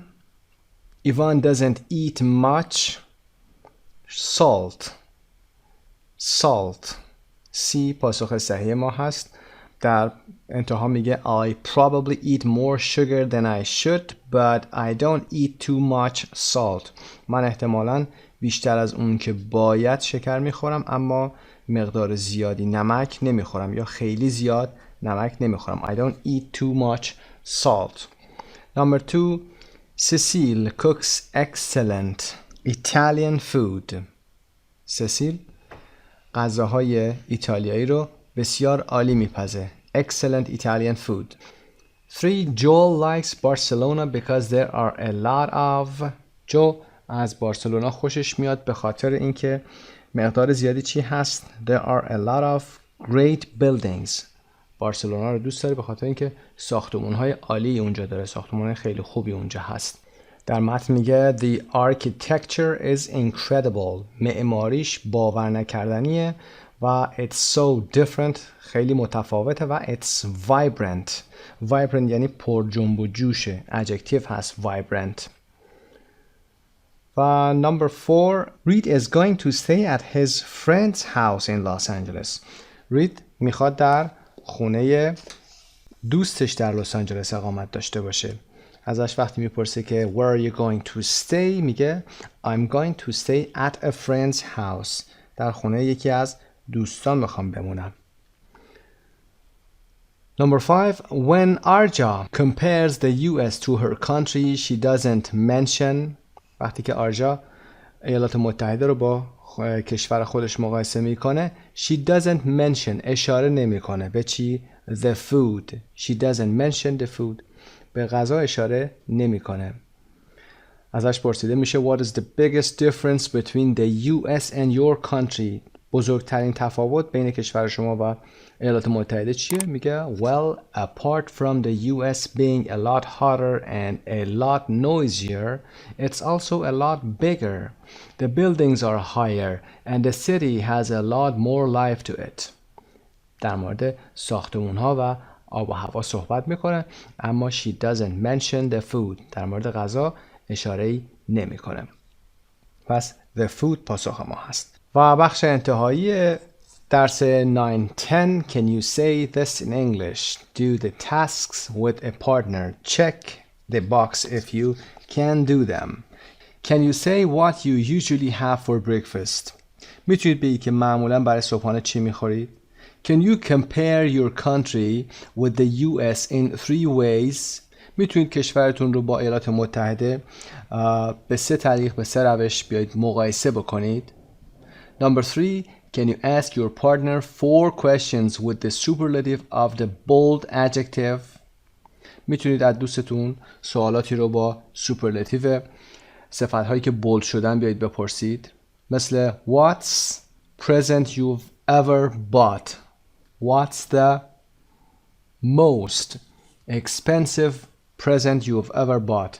گرونترین هدیه‌ای که تا حالا خریدید. You've ever یعنی تا حالا. یه ساختاری هست که بهش نرسیدیم هنوز. اما the most expensive گرانترین. What's good? good رو میخوایم سوپرلاتیو ببریم چی میگیم؟ میگیم good, better, the best. What's the best movie you've seen this year? امسال بهترین فیلمی که دیدی چیه؟ The best. What's bad vacation you've ever had? Bad سوپرلاتیوش What's the worst vacation you've ever had? بدترین تعطیلاتی که تا حالا داشتید چی هست؟ و what's cold به سوپرلاتیو ببریم. What's the coldest place you've ever been to? سردترین مکانی که تا حالا شما اونجا رفتی چی هست؟ 4. Ask your partner what he or she is going to do tonight, tomorrow, next weekend. خب اینو از ساختار going to هم استفاده میکنید و میگید What are you going to do tonight? Where are you going to go for example tomorrow? قراره که فردا کجا بری؟ Or next weekend. با ساختار آشنا هستید و از ساختار میتونید استفاده کنید. مثالهای زیادی هم باهاشون کار کردیم. بعد از اون هم که شورت موویز رو حتما ببینید. The History of the Sandwich. تاریخ ساندویچ هست. موفق و مؤید باشید.